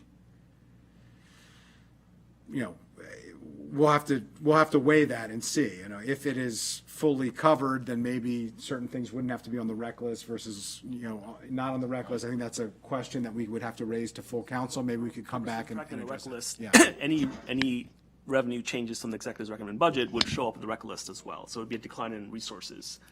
Any positions added to the rec list, if approved, would be in addition to resources. So it would be captured in the rec list, both the We're not revenue talking about side. adding anything. The only thing that's being discussed here is subtraction. Subtraction of revenues would be in the rec list. Yeah, Yep. right. There's no new things. Yep. Positions being subtracted or shifted to the rec list would also be a reduction, yes. Just for clarification, because right now, everything that's submitted is under the general fund structure, right? And so if the revenue that makes some adjustment, it would be still within the general fund It would framework. impact the general fund revenues. Yes, and same as on the expenditure side. Correct. All right, well, I think it would be helpful to look at what the fees would be for each of these positions. And what, as was noted, it didn't happen last year.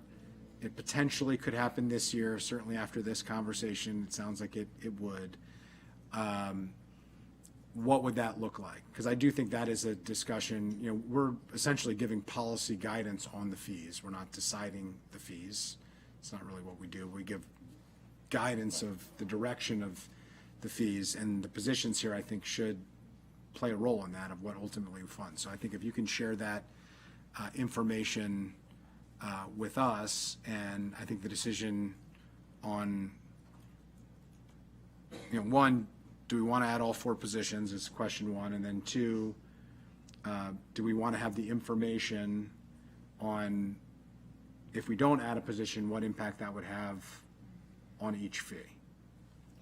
Because I think, and I think those are 2 separate questions, because if one is maybe we don't need all these 4 positions, maybe focus on 2 or something along those lines, that's a different question than if you fund it, what would the fee be? Let me turn to Councilmember Joando and then Councilmember Funny Gonzalez. We spent a lot on the fees and everything. We haven't spent, and that's rightfully so, we haven't spent any time on just the positions and what they would do and how they would enhance service. So I'd like to spend a couple minutes on that.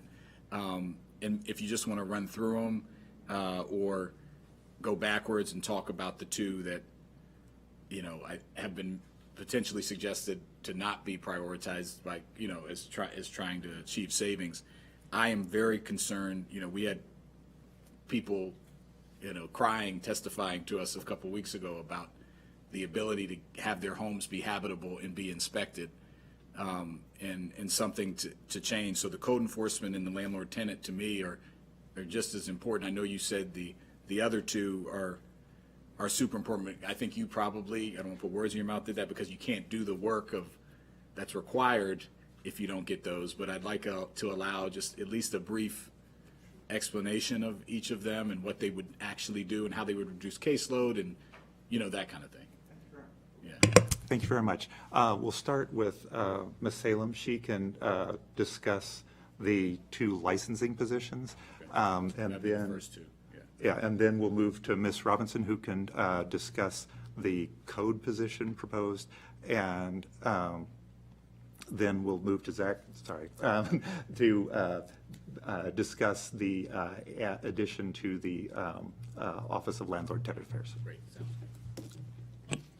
Hi, I'm very honored to have a license in my division. So I think, I really appreciate the current program manager, Tiffany Johnson, who are leading the team.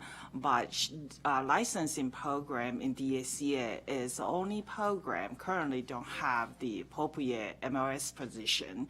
And so whatever her workload responsibility is really beyond the job classification. So we want to make sure that the program is treated equitable with other programs that we currently have.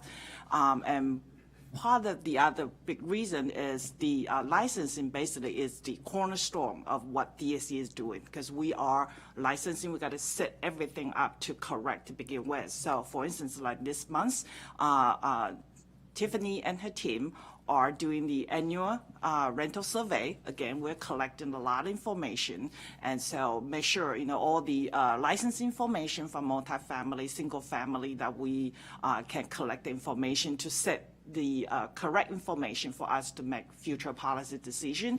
Subsequently, when it comes to July, her team also actively had to process all the application, the different kind of housing type. And so currently we only got 2 program specialists focused on many different types. We have 2 new program specialists that was approved by council that focus on short-term rental, because we took over from HHS, assumed that responsibility last fall. So it's a lot of responsibility being added on this program. And chronically, we, because it's understaffing, we had to utilize the contractor. And more than a decade, this program had been utilized as a contractor. The challenge that we run into is staff have to constantly provide training to the contractor, but as you know, they come and go. So it's really another burden to the staff that they need to focus on their work, but also have to constantly provide training when we lost the contractor. So I think with proper staffing for licensing, it would really help the ACA to do to provide more services, and we want to make sure, during the annual survey period or the renewal licensing, when the public make phone call to us, we can respond quickly. And without the body, it's very hard to do so. How much revenue would the positions generate? These are revenue, they're framed as revenue-generating positions. What's the? For licensing, I think it's about 8.8, 8.9. It just top of my head because I Just these two positions? No, not these two positions. The whole program, because they support each other, right? And so What would these two, theoretically, you add positions that are revenue-generating, you have a target of how much you think they would generate? Because if we have positions that are supposed to generate revenue that don't, then they're not really revenue-generating positions. Right. So If they're generating revenue, then they should be right. revenue neutral or positive, right? We have certain kind of backlog, and I can provide that additional information for you once I have a chance to talk to. Oh, okay. Thank you, Scott. We actually included in our slide information. I thought I saw, that's what I was looking for. I the know, slide I'm deck. sorry. I got all the number flying through my head. 15? Okay. Yeah. Wasn't sent until like after, late yesterday. So the 200 licensed properties.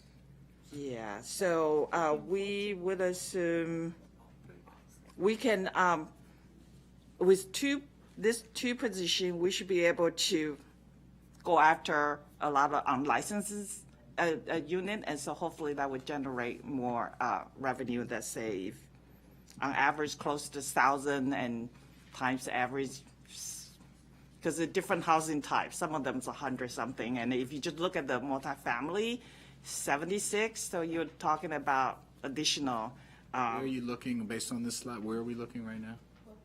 the 14, the last bullet point. Okay, so almost just 949 units have been added without follow-up. That's what you're saying. Right, so if we have Money to be made additional- there Right. by getting to them. Theoretically, 949, you could have those in a spreadsheet and figure out what type of unit they are and spit out, if you collected from half, from 25%, from 75%, you'd have some sense of how much revenue these positions are going to generate. Admittedly, right now, this is a general fund. I will say this is the missing part of the conversation before. The licensing ones are a little bit easier because those actually do generate revenue. Some of these other, like inspections, don't necessarily generate revenue, which makes this concept of they're self-supporting the unrealistic aspect from my perspective. That was the disconnect. But these ones are actually a little bit easier, in order to quantify. So can you follow up with us on what your projection would be for revenue on these two positions? And I would just add if I could, all four. I mean, in the sense that, we have given tools. It's a little longer process, but you got the circuit court authority now. Like if you get a code enforcement and they're not doing what they're supposed to, obviously that takes a longer time. But if you have that or other ideas of how those positions generate revenue, maybe you do or don't, but. Yeah, that's fine. I just want to be realistic of it.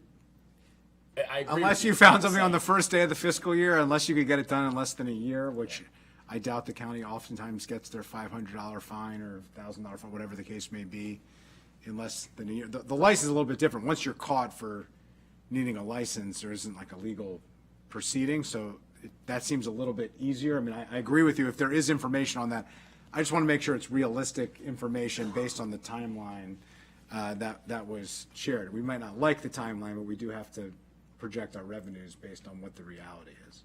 Yeah, I will say there are three potential sources for increased revenues. One, the last bullet point, there are always new rental units each year, and trying to make sure that we're getting all of the properties fully licensed within the first year. The second is we have some range each year of several thousand unlicensed rental properties, and part of the reason that they remain unlicensed is we don't have the staff capacity to go after them. The third means for increase in revenue is because of the lack of staffing. we don't have adequate staffing to go through and do the notices of violation and citations for those folks who are not licensing or are not complying with the annual rent survey. It's taken us 2 years ramping up to try to be ready to actually handle the level of citations that comes from the annual rent survey, because it costs several $1,000s just to send out the citations, because we're required to send them by certified mail. And so individuals have to process all of these things. And so we're, leaving behind. And would that be included in the manager 2 and the manager 1 positions, the support for code enforcement and the complaint processes for Alta? Or are you more referring to different revenue sources for the manager 3 and the specialist 2? The manager 3 and specialist 2. Those ones I'm trying to help you here. In terms of those 2 positions at least. I know it might be hard to believe based on the earlier conversation, but I think you can make your case a little bit better here. I think it's going to be, it's general fund, but it will be an easier case to make if these are revenue generating positions to fund them in a tough budget. Sure. Which is not included. That calculation is not even included in the enterprise fund or the restricted fund, it didn't seem like, which I'm not sure why. Like, to me, you would have been leading with that, of we're planning on adding these positions, here's how much money we think they're going to generate, that will go in. That's part of what will not cause the fees to go up, because the good actors pay the nominal cost up front, but then it's the bad actors that have to pay the fees that are going to increase, that will, allow us to smooth out and not have to increase over time. But make that case and show that and show your work so we understand how you came up with it. Councilmember Jawando is asking for the other 2 positions. Sure. I just want to make sure I was understanding, because those ones are a little harder to figure out the revenue if there actually is any. But if there is, and it's within a fiscal year, I think that would be, relevant for us to know, and happy to hear about those 2 positions if you want to share. So I can speak to the revenue issues, but as far as the needs and demands, go ahead, Ms. Robinson. Yeah, either way, if you want to start with the why it's necessary, and then go back to you for revenue. Why don't we do that? Good afternoon. So with code enforcement, as you all know, with the rent stabilization bill coming in, it affected code enforcement. And it changed the way we did business as far as requested inspections. Because before, with the trouble in at-risk properties, there was really no penalty other than us going to court issuing citations. Now that these properties can't raise their rent, we are getting a large, we have that are troubled, or property are at risk. They're requesting inspections sooner than their normal 1-year or 2-year inspections. And so, because they want to come off the list. And what happened with that is we began to get calls where we don't have, someone that can route those calls to say. So myself and one of my other program managers, we had to go through the list of over 150 properties to talk to them, meet with them, go through the scheduling process of getting them into the schedule, getting these inspections done, and then being able to analyze these new inspections and being able to go through the corrective action plans and the quarterly reports, because before, the corrective action plans that were coming in, no one was reviewing them. And so now we're reviewing all of them to make sure that, based on the violations that we're seeing, that they're addressing the problems at the property. So going through these plans, it's taking a lot, and we're, it's backlogged, especially our multifamily team. what's the backlog now? As far as getting out the inspections. So we're almost through the end of the fiscal year, and we still have over 100 properties to go. But it's just, we haven't, a lot of the designations are in the process of changing now since we've done the re-inspections. But it's just, people are calling saying, hey, I want a new inspection, or I want to know where I stand. What does my property show? Am I still troubled? Am I still at risk? How, when are you going to change my designation? And so this position would work specifically on that, making sure that they're in compliance, more of compliance scheduling, making sure that the violations issued are correct, so it's not dinging properties that shouldn't. It would review all the inspection reports that the inspectors go out to do. So we can look at the analysis to see whether they're low, medium, or high. And if there's errors, we can remove it before the properties are notified. And that's the reason why we were requesting this position. So it's not just for the renter, it's also for the landlord. It's for both.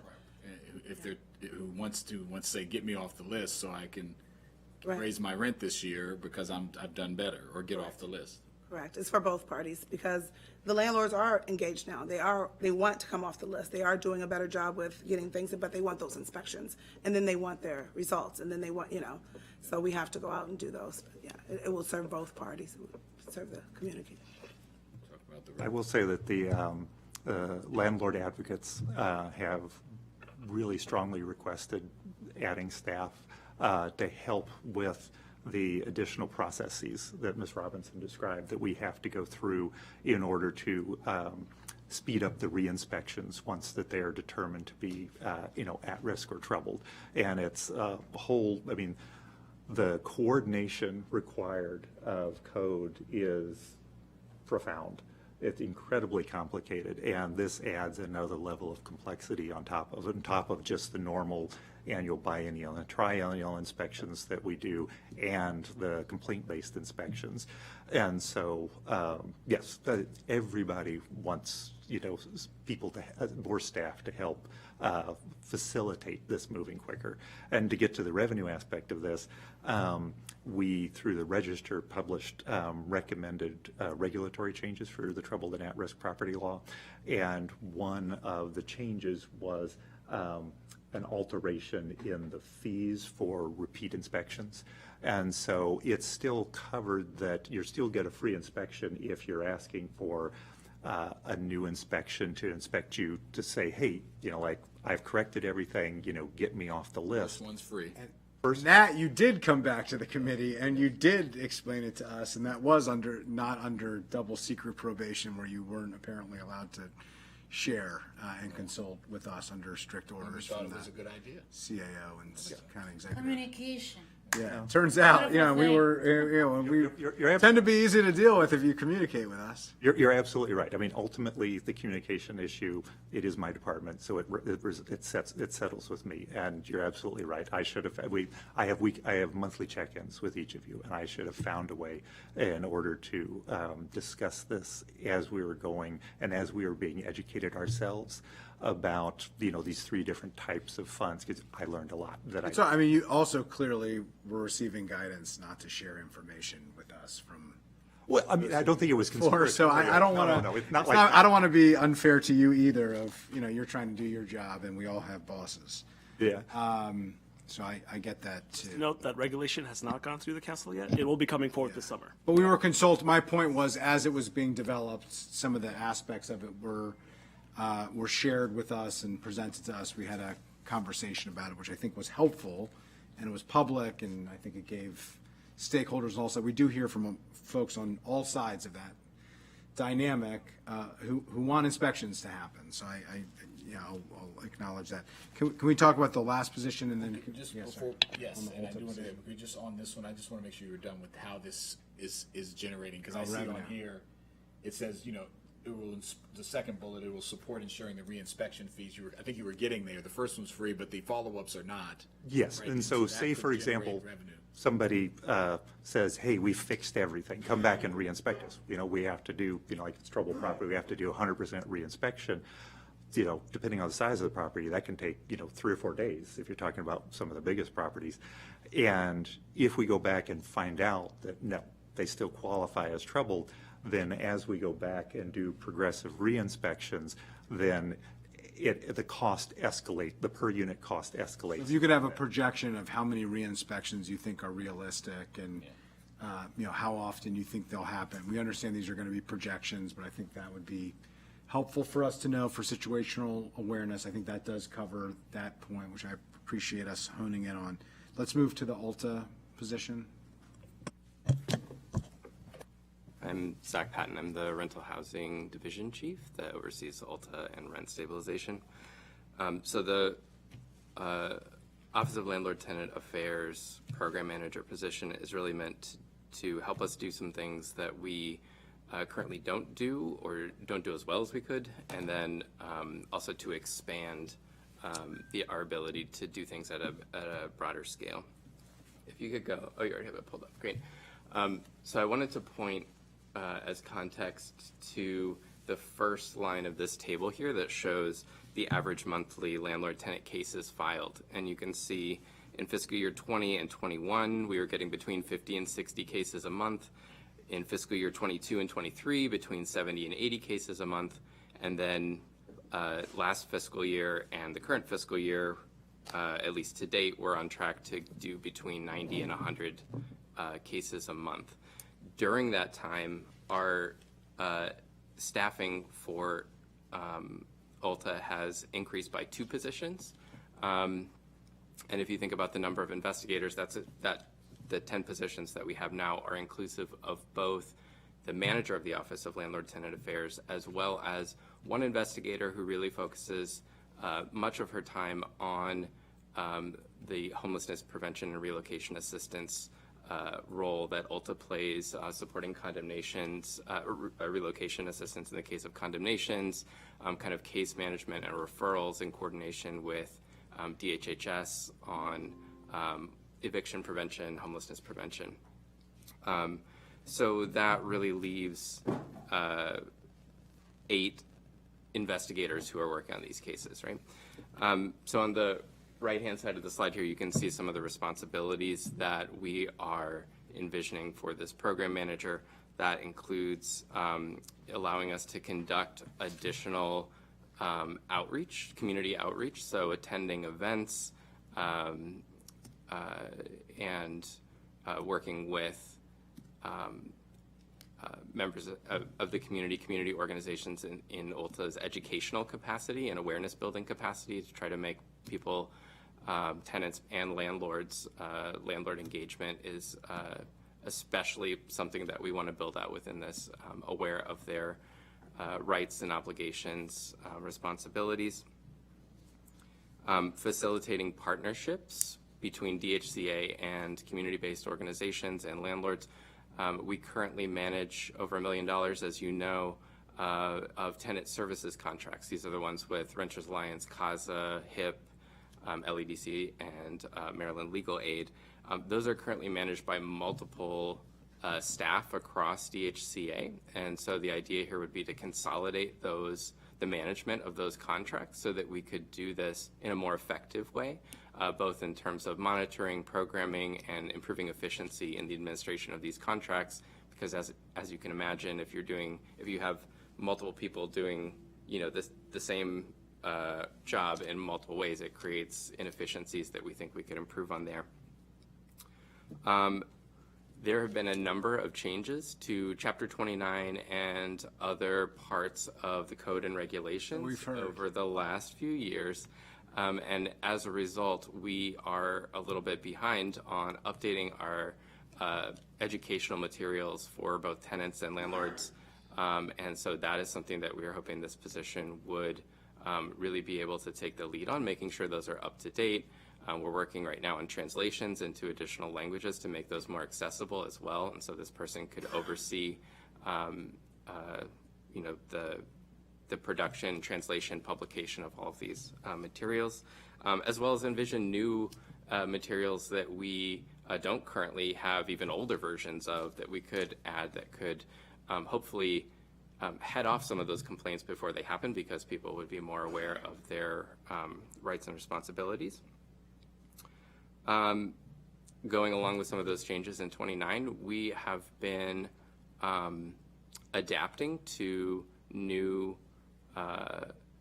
laws, regulations, requirements, coordination needs, and so forth within the Office of Landlord and Tenant Affairs. Most recently, we've been talking with the Office of Consumer Protection, which is a department that we haven't had much interaction with historically.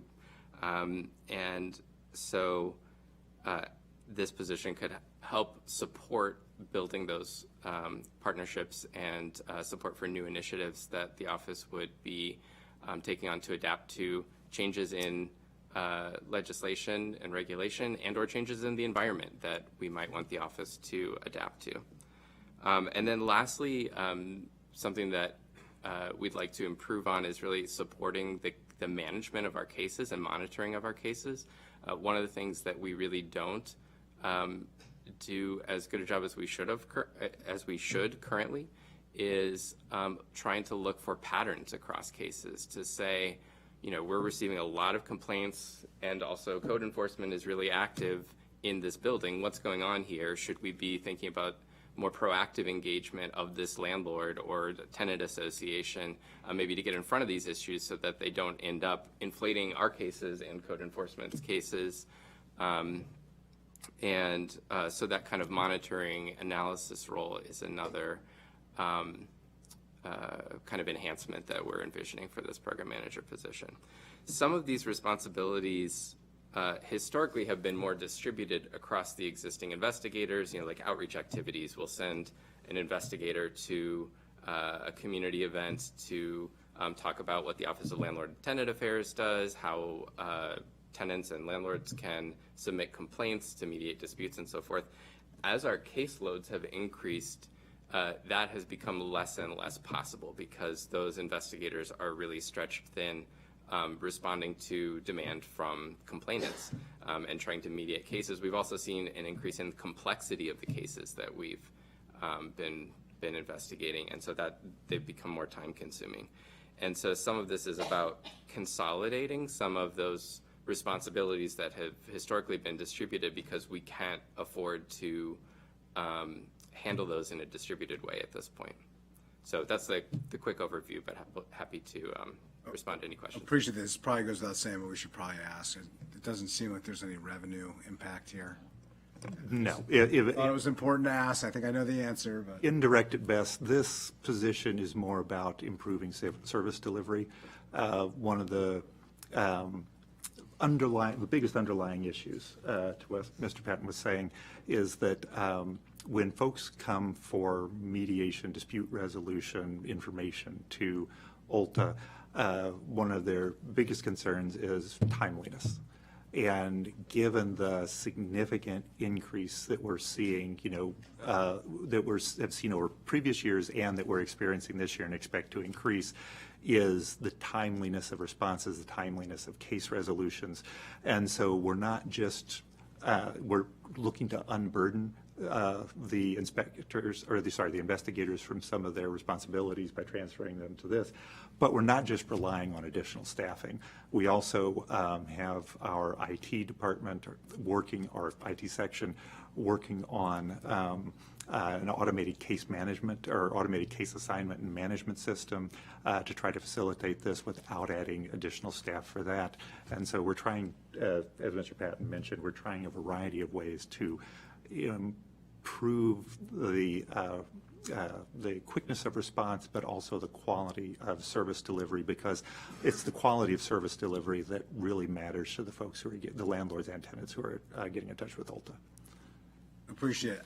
I get it. I understand what you're trying to do. I do put this kind of in a different category than the other requests. This is nice to have, would improve services, would consolidate, would take a little bit of burden off of a number of other folks. I think the other ones are, top two are absolute revenue generating. There are people who aren't paying in and should, and we don't have time to make sure that they're doing that. We have code enforcement and not able to ensure that folks who have made the improvements are getting credit for it, and folks who haven't are appropriately being pushed to do it in a reasonable way, both the carrot and the stick actually in that dynamic. So I just, from my own perspective, I will note, I think it's kind of a different category. It's not to say not all worthwhile, but if in a limited situation, if I would put that in a different category there. Councilmember Fani Gonzalez. Can we start voting on what?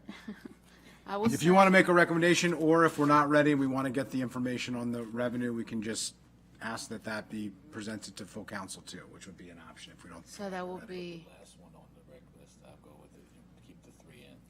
Yeah, I would like to keep the 3 top ones you have here, the 2 licensing ones and the code enforcement. Yeah. Do you want to put on the reg list, or just say we'll revisit it next year, but the other ones? I wanna Keep the three in and then add the budget as presented, but then put the last one on the rec list.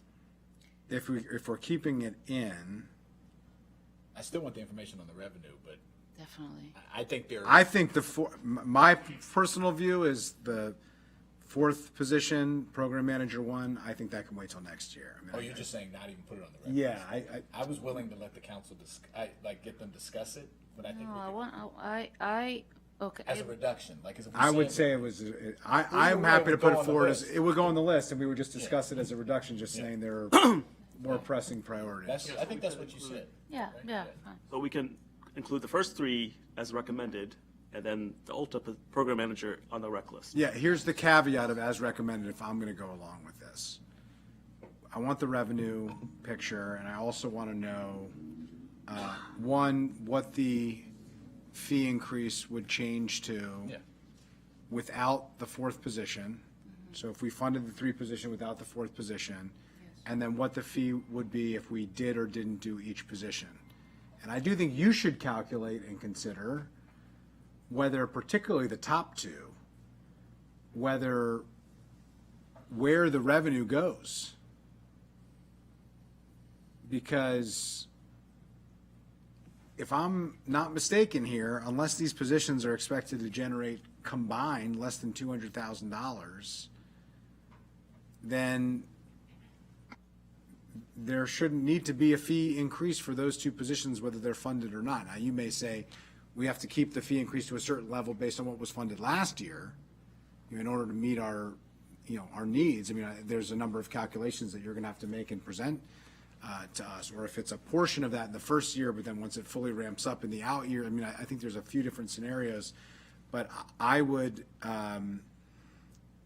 want the committee recommendation to consider the fee increases aligned with those positions, and just for us to say that, these are all three seen as revenue generating to various degrees. We need to see how much revenue they're actually generating, and they don't have, I'm not sure that they're gonna fully cover, and then understand if there is a break on the fee increases that the council can give guidance. We won't make a decision today on that, because we need the information on that. Right, and I mean, I think, just to make sure I'm hearing you, I'd like to include them. I'm comfortable with what I have today, that they're needed and that they will generate revenue. The question of how much, I want the information, but I'm personally comfortable having them in either way. I do think it should be presented to the council, and we should be aware of it, and if someone wants to have an additional discussion at full council, fine, but I'm not withholding I think we can move forward today, in my view. But I would like the information. I do think it's important. And I would also like you to consider the reduction in light of because if we're not going forward with the fourth position, to come back with what would the reduced fee increase be in light of all that. I do think that's important too. And the fee increases, have you calculated any of the revenue that is coming in terms of the fees, or was that not really part of the calculation? So when we project for FY26, how much the revenue coming in, we basically, take the FY24 actual and then project FY25 in terms of to calculate how much would that be for FY26, especially based on the assumption for how many units by different housing type is going to increase.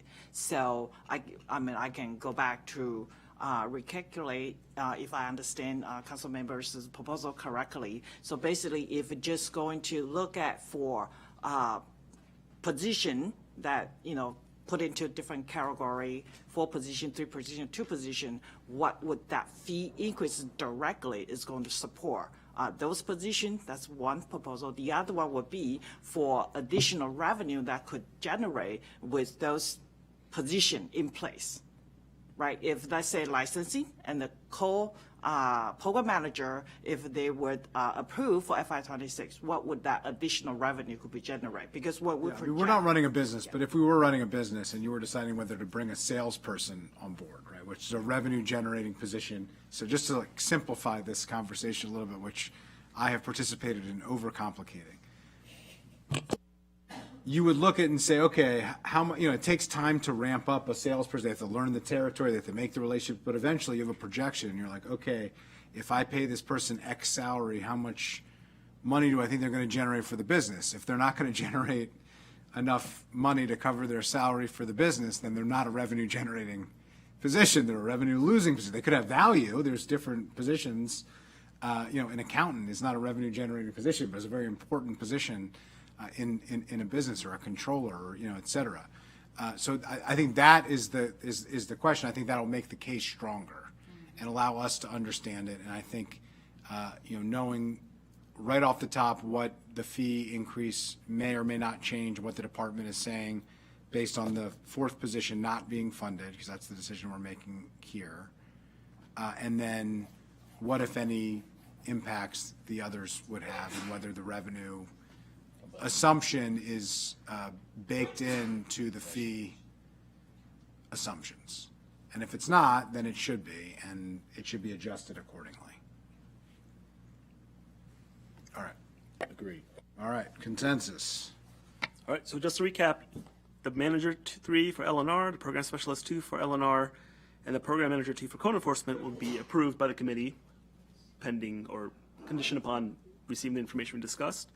And then the program manager 1 for ULTA would be placed on the rec list. Okay, great. All right, let's go to the COC position and the COC fees. Do you want to describe, here's what I would ask to try to bring this in for a landing.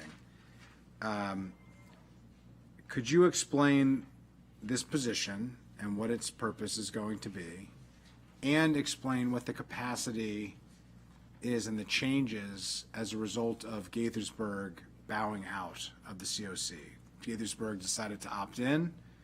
They weren't happy. They don't like how things are working.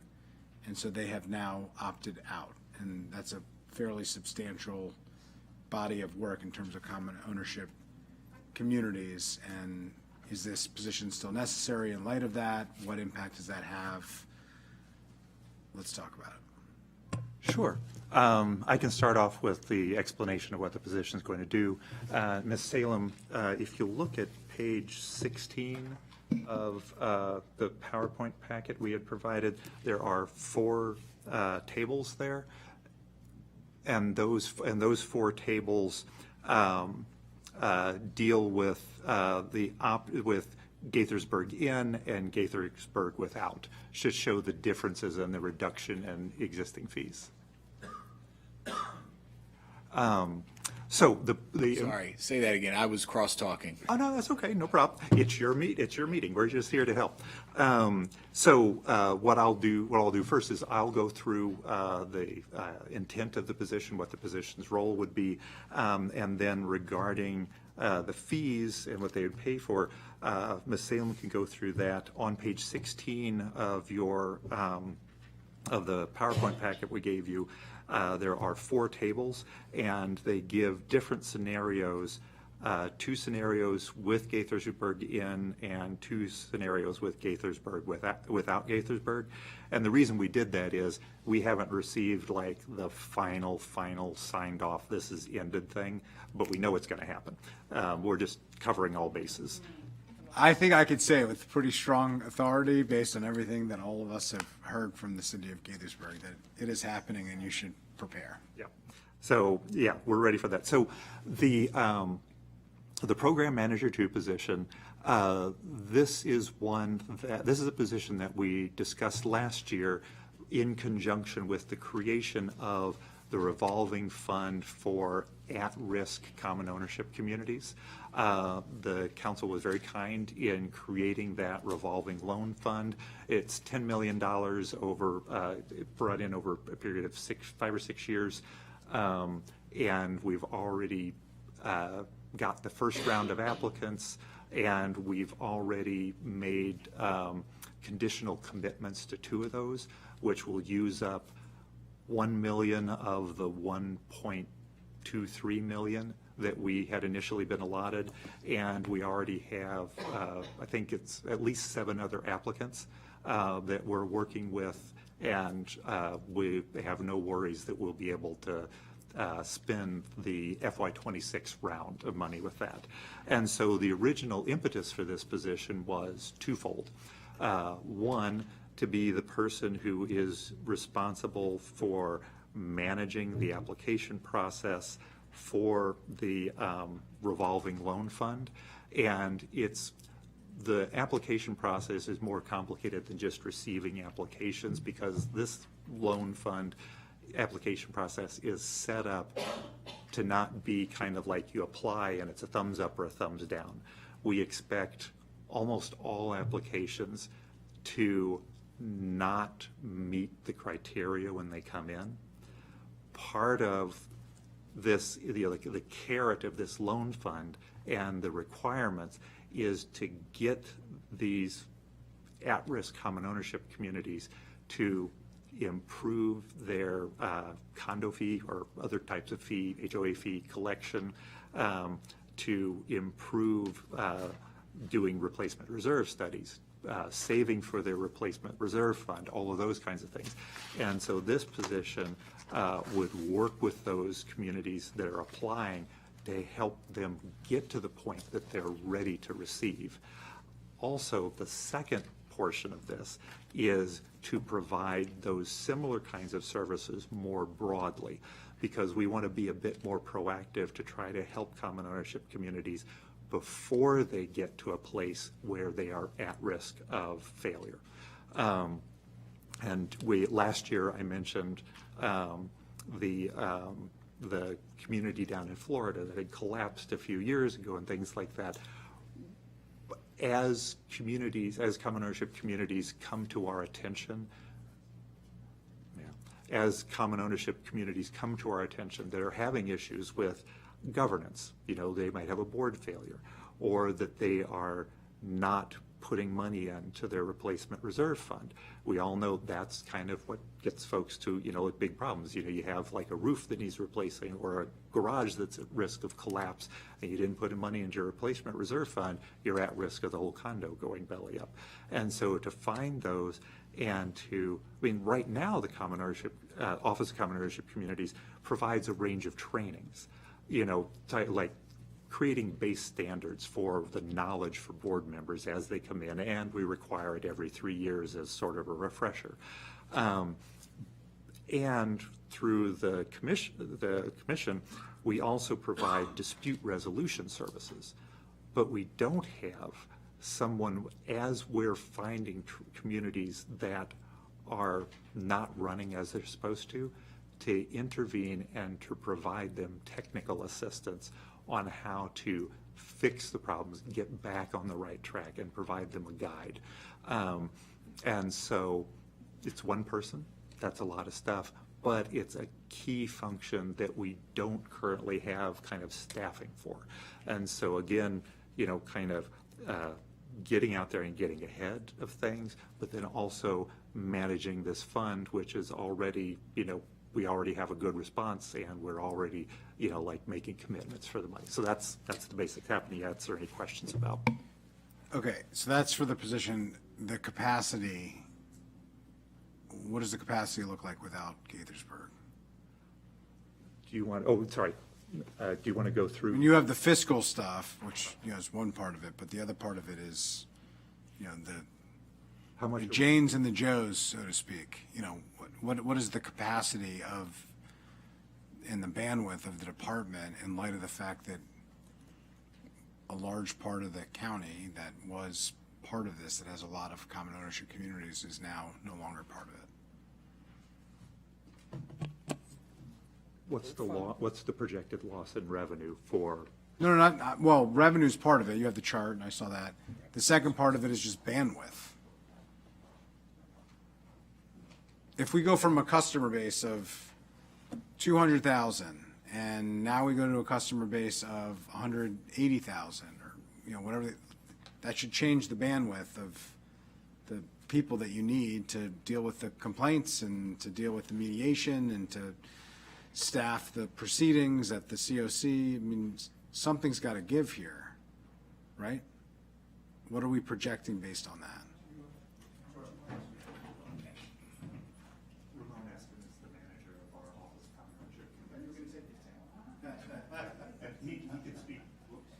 He can speak better to the kind of the rate the capacity and the rate of new dispute resolutions or investigations that are requested.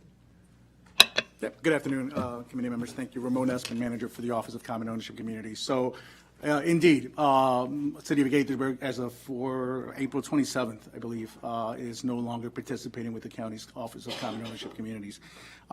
In our numbers, based on the licensing and registration, that would equate to about 87 common ownership communities that would fall off the participating common ownership communities amongst 1,254. So if we do a little quick math of 1,254 minus 87, the remaining of it is still a significant volume. 7%, but how much, I mean, not all common ownership communities are created equally in terms of the capacity needs, right? I mean, you have. I'm sorry? I said 12,500, I said 1,200, right? 7,500, is that what? 10,000. Units. The actual units, residential units, right. Total is 155,000 residential units within common ownership communities. Right, but my point is, a subdivision that's a common ownership community that was built in the 1990s is a common ownership community. That's different than a condo building that was built in the 50s. The likelihood there is there's going to be some fierce debates over the speed at which you fix the maintenance needs in the building and the assessment requirements and the capital reserve needs, the amount of work that creates. So, I think the numbers matter here, but I think the realistic aspect,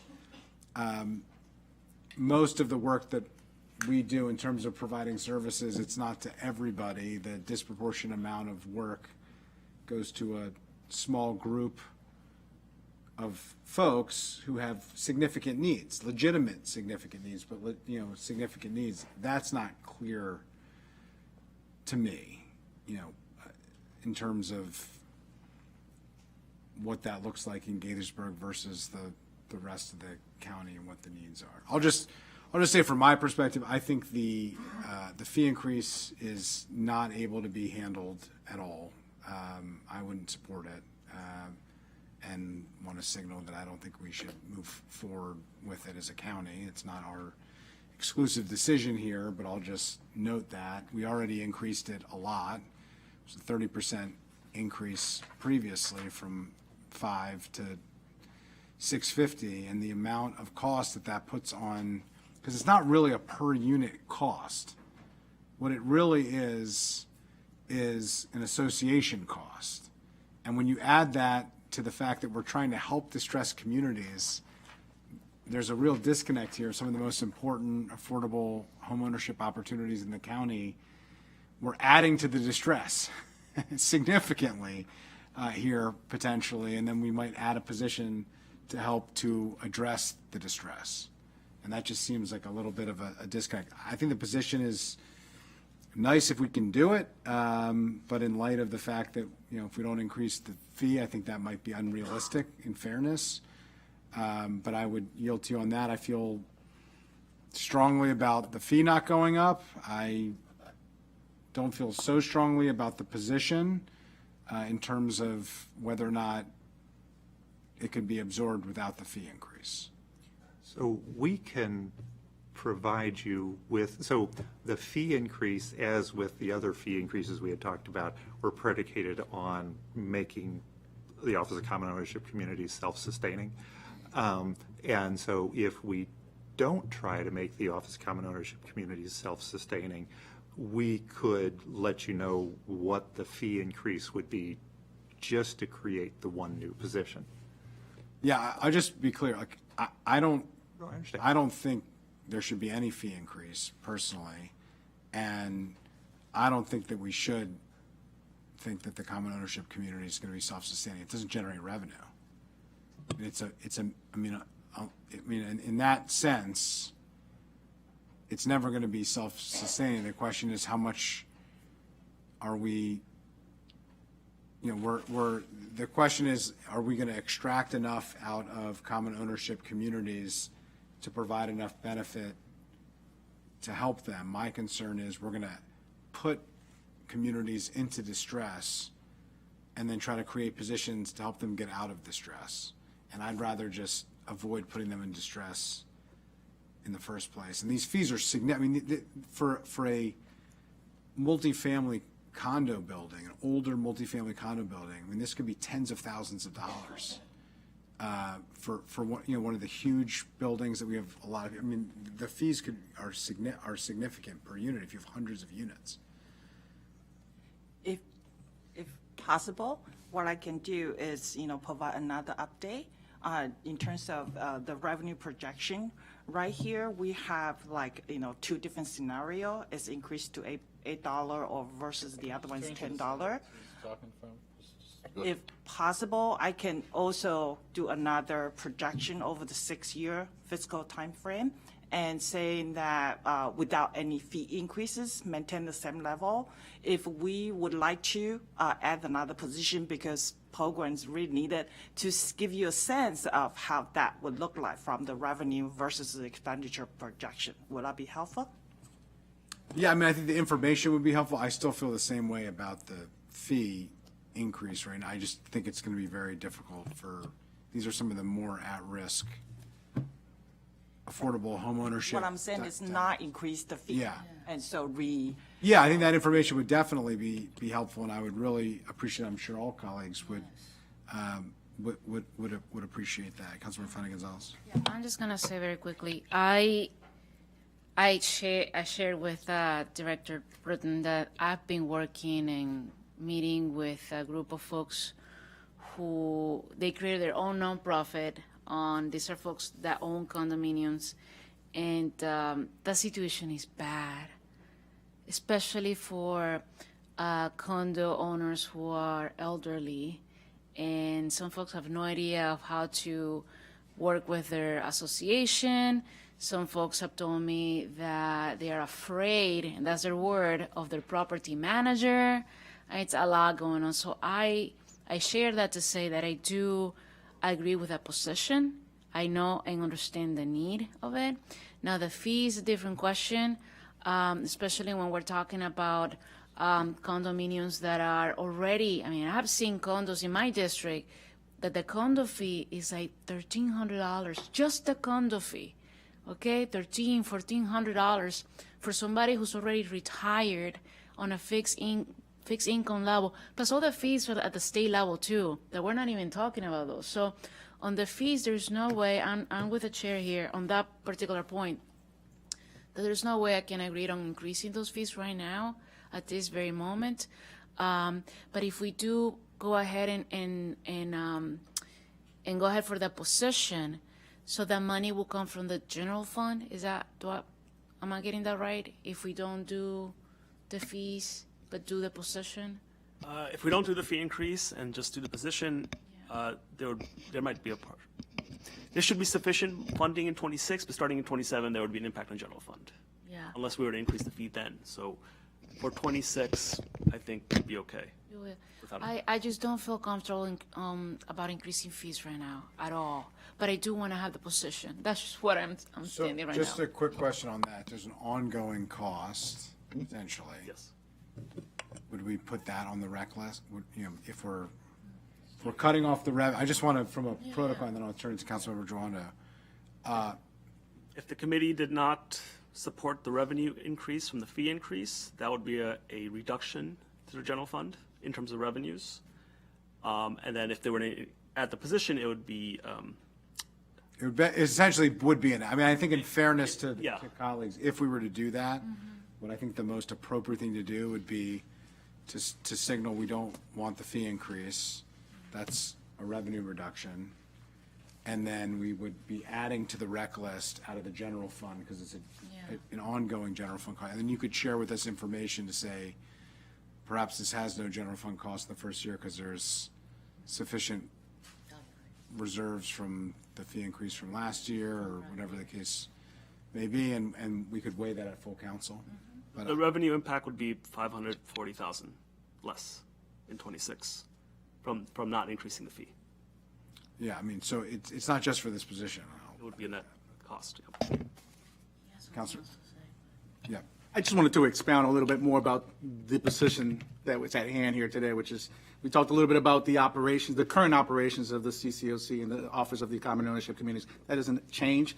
It's really finding the right individual. The reason why this program has really rolled out and it's a popular program. It's a demanding program from common ownership communities, and it's all been received favorably from the 9 applicants that Scott mentioned earlier. But it's been due to a lot of additional effort on my part, the rest of my staff, which is a small staff of 5, and a consultant contractor that we have in place that has played a key role helping through this process. The moment we don't have that key contract with that individual or any individual, it could impair the current activities of this program here. So our goal is to find the gaps, find the gaps right now, and start to address those gaps. And I understand it ties in to funding, and I'll let the council make that determination. But the need is there. Just to touch on some of the comments that you raised, we're seeing those comments come during this program here. And one of the things that they're intrigued about is how this program here may allow some financial reliefs that they can avoid a possible special assessment, which is sometimes a lump sum amount of thousands and thousands of dollars, right? If you're just getting a loan that you're paying it off over several amount of years, it's still a small impact on your COC budget, but it's not a similar impact to handing out $15,000 or whatever it is to address these critical repairs. To also address the, not all common ownership communities are equal. That's 100% correct. A 1950 common ownership building, high-rise building, is probably totally different than a brand-new homeowners association up the street, right? Totally different responsibilities. So a lot of that stuff is also being identified through this program to figure out where some of those needs are. And yes, we're seeing a lot of the age and infrastructure communities that are participating or interested in this particular program. So the need is there. It's real. It's not going anywhere. The fact that we're the first county, the only county that has provided this financial relief, says a lot about the county and the leadership here. It's just keeping this program alive and efficient. So I just wanted to add a little bit about the need for the program manager. I appreciate that, and thank you. I think, I want to reiterate concern for community members who have written in agreeing, like, COCs are very different. I thank you for bringing that up, and HOA is a lot different than the Americana Finmark, or something, where I have friends that have lived and live. And you also raised that, look, it's a good thing that we have a CIP $10 million revolving loan fund to help people fix things. And you need help managing it and addressing some of the distress that you see in the communities. So I also entered the conversation today skeptical about the fee increase for those reasons, but supportive of the position because it's a great program and we need to make sure people can have access to it. Even if you have a right or a great program and people can't get to it, it doesn't mean anything. I think about that in the rent stabilization context. If you don't know what your rights are and you can't enforce them, it almost doesn't exist, So, and this is in the case of actual resources, right? And in that case, it's saving money. What is the thought process?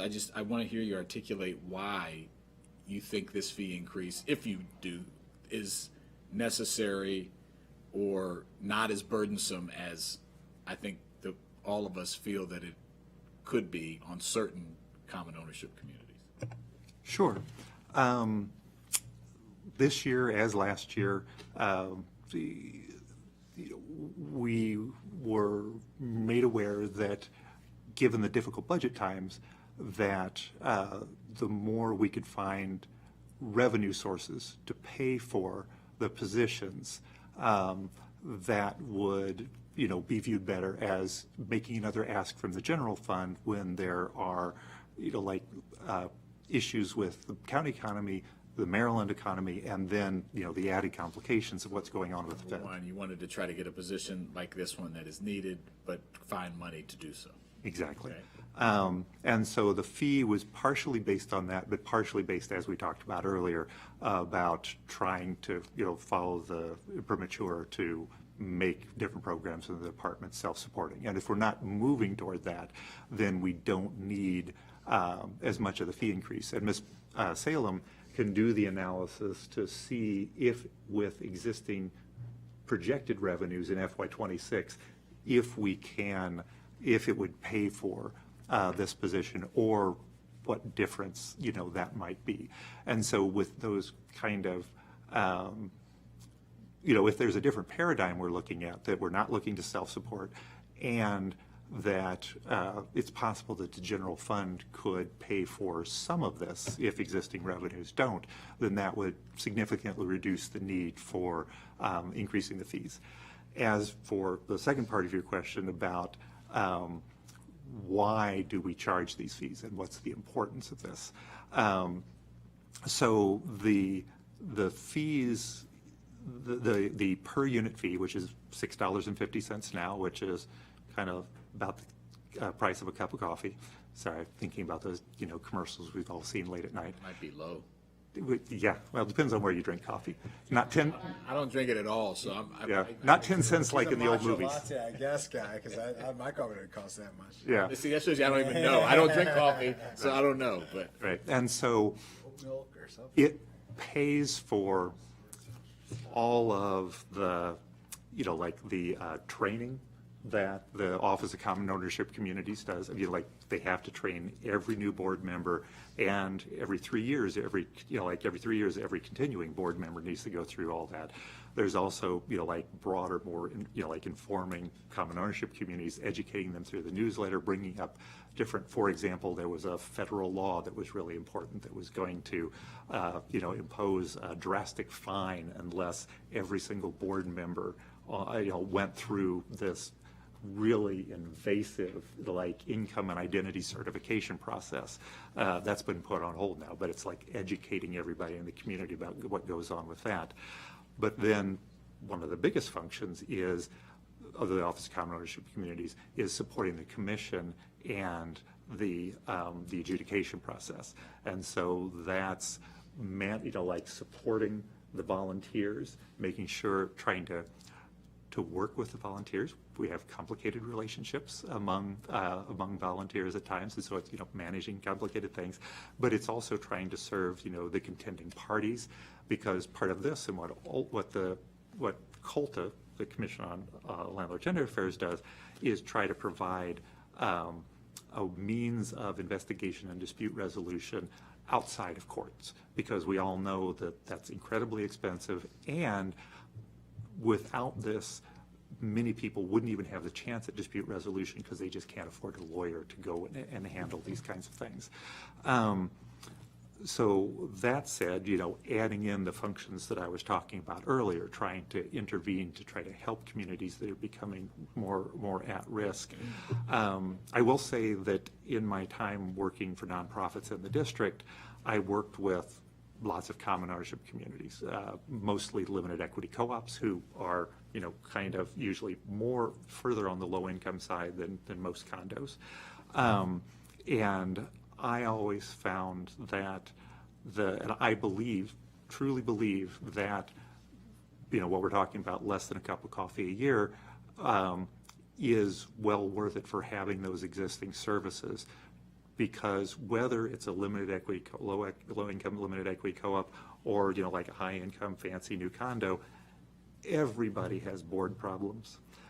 Everybody has leadership continuity problems. Everybody has problems with their management company. Everybody gets into issues where, like down in Seaside with Florida, where you have a board that's not doing their due diligence. They're not doing their replacement reserve studies. They're not putting the money in to into their replacement reserve fund. And so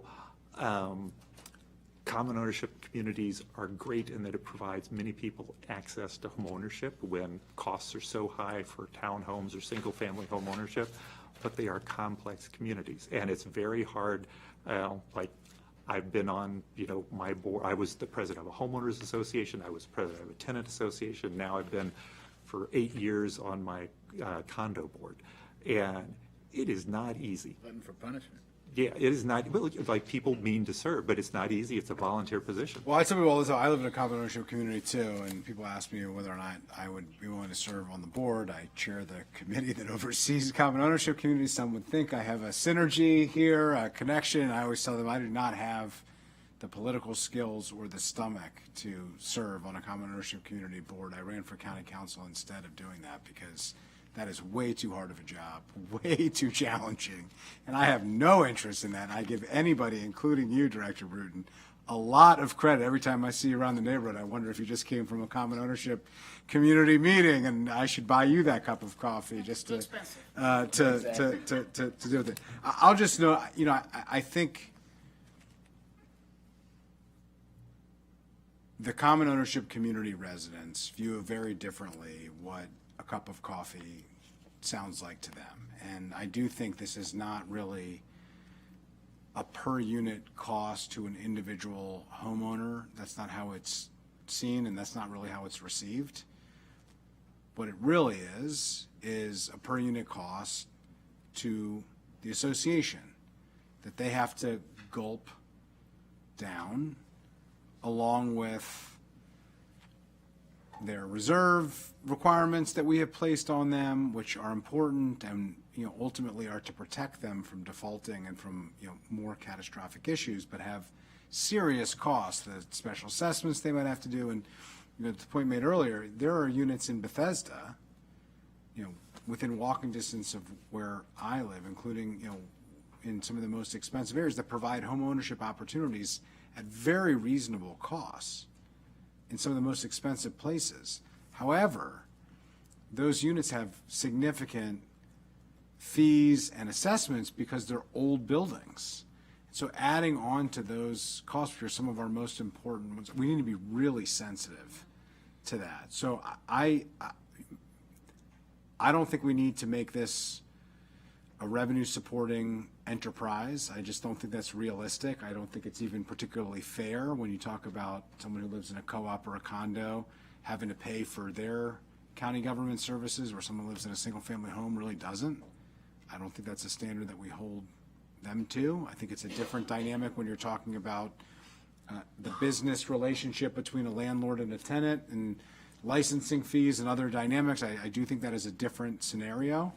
And I think we should personally signal that we're not funding the fee increase. We can revisit it next year, see where things are, understand what, the needs are, and decide what's reasonable and appropriate. We just increased it 30%. This would be almost a 70% increase on top of the 30% increase. It'd be a multi-year increase of 100%. And that is hard to justify. It's way more than this position.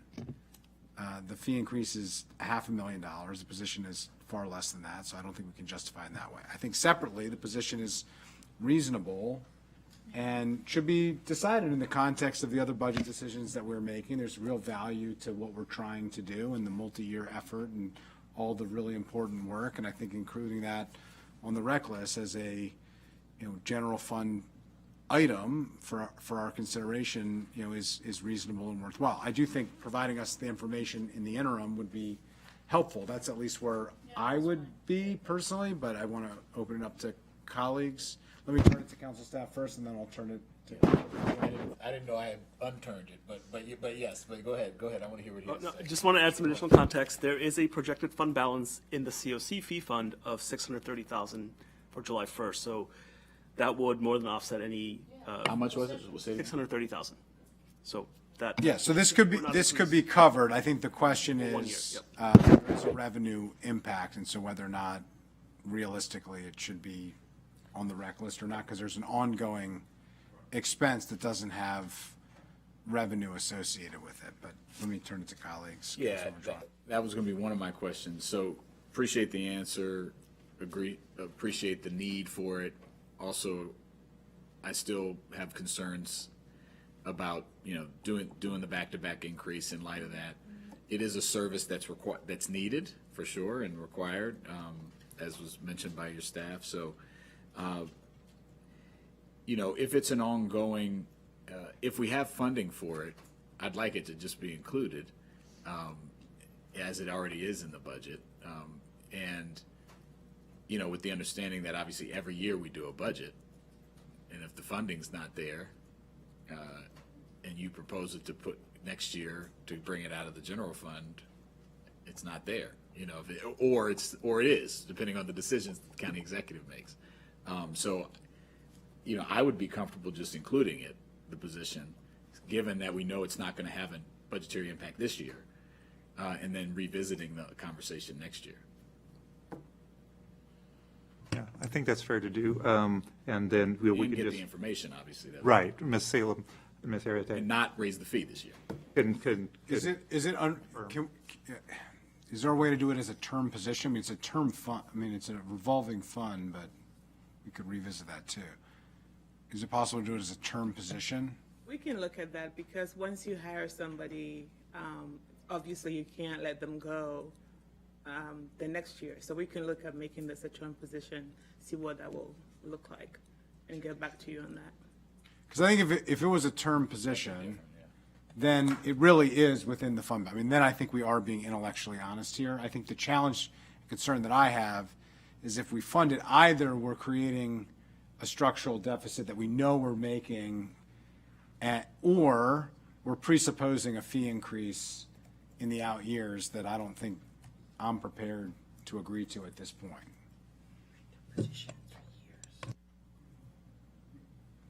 So, I mean, you could cover, I mean, this could be covered for multiple years within the fund balance. Yeah, we could look at doing a 3-year or 5-year term position. 3 years sounds great. See what the- Yeah, why don't we, can we recommend a 3-year term position? Let us know if there's any issues on your end before we get to full council. But the committee recommendation will be a 3-year term position funded out of the fund balance, which has more than sufficient resources to do that. And a recommendation from the committee for no COC fee increase, so it would stay steady at the $650. And that also gives you time to, over the next 3 years, to think about if there needs to be future fee increases, talk about it, we'll have a lot of discussion, or not. But yeah, that's good. Okay.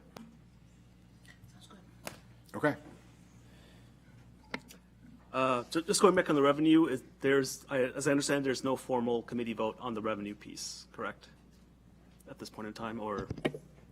What do you mean? No, we want no fee increase. On the COC piece? On the COC piece, okay. Yeah, no fee increase, very clearly. And then on the rental? Our direct signaling is no fee increase. And then on the rental licensing fee and the short-term rental registration fee, what's the committee vote?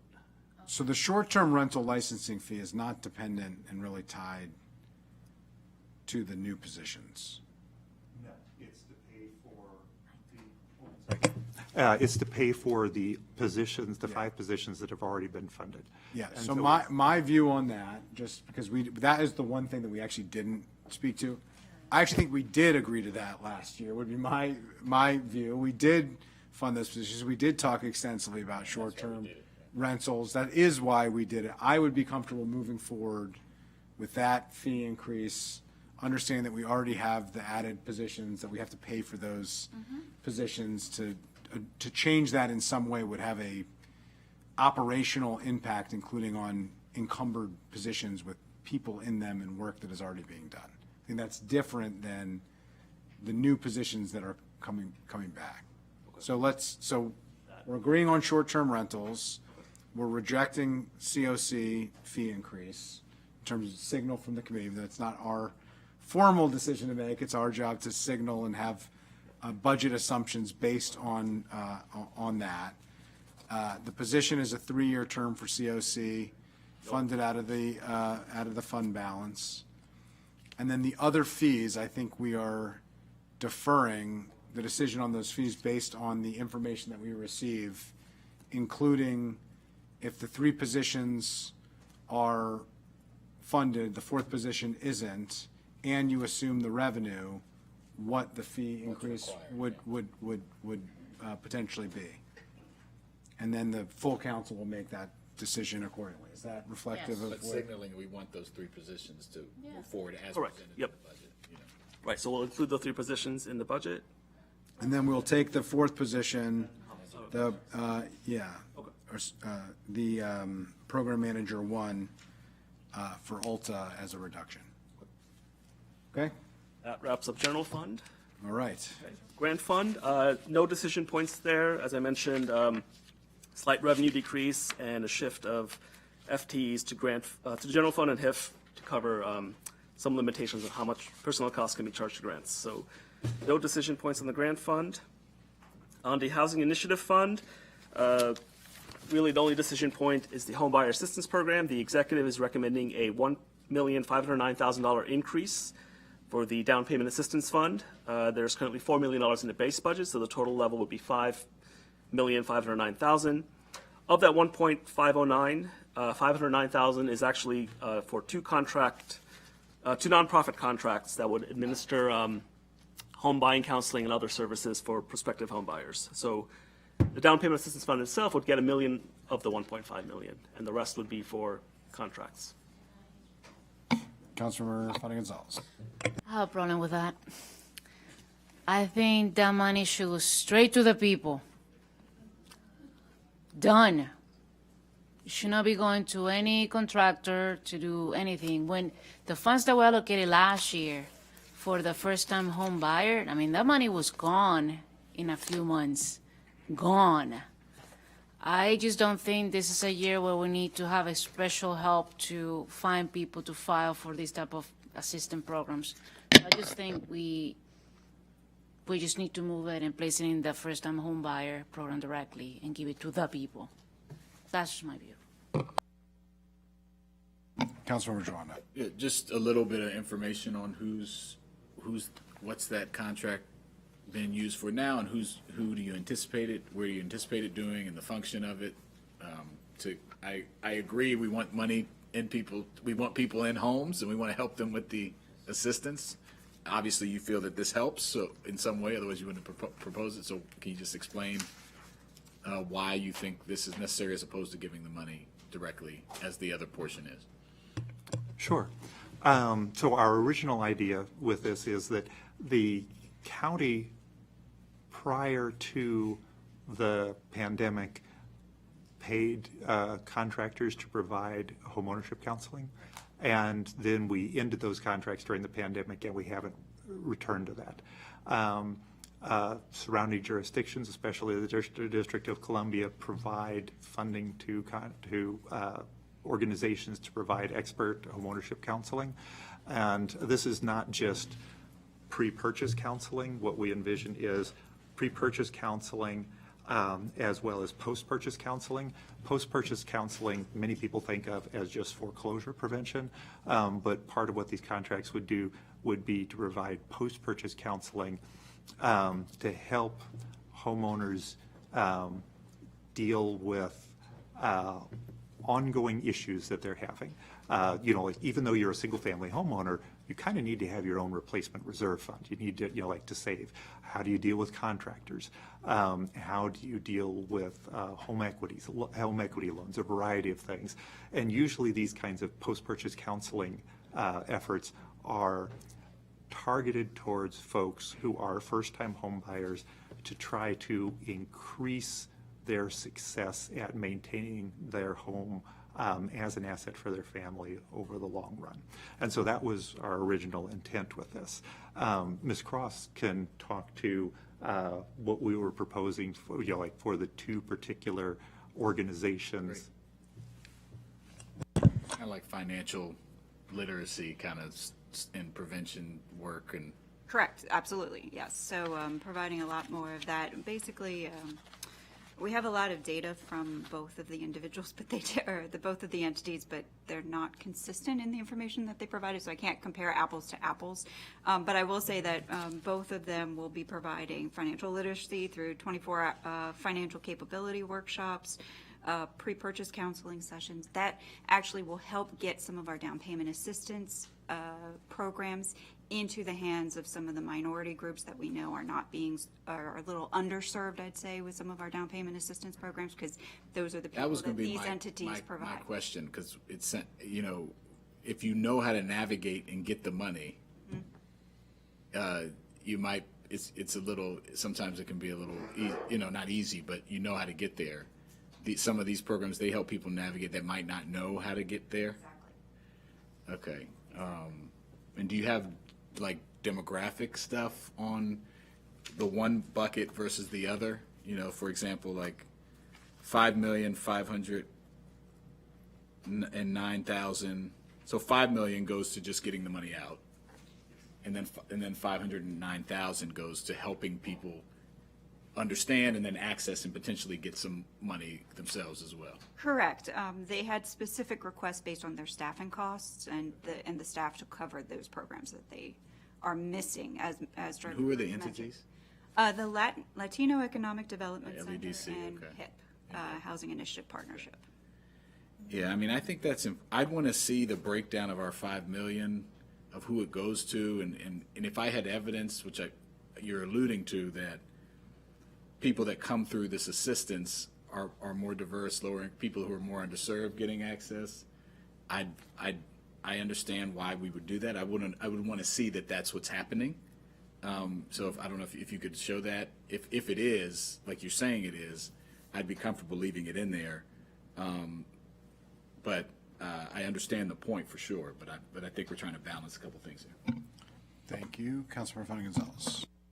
You telling me that you're not able to reach certain communities is telling me that we don't do a good job with all the money that we put in this county on communications, on outreach, on a whole bunch of stuff that we're already paying for. You telling me that you need another contract to do something that we're supposed to be doing right now is telling me that we're very inefficient to the things that we're supposed to do already. So I will not, even if it's in the two groups that you are mentioning here, I know them very well. I will not support this. The money needs to go to the people, especially nowadays when folks are struggling, and we need to be more active and more intentional about getting money out. And that's the problem of government. Red tape everywhere.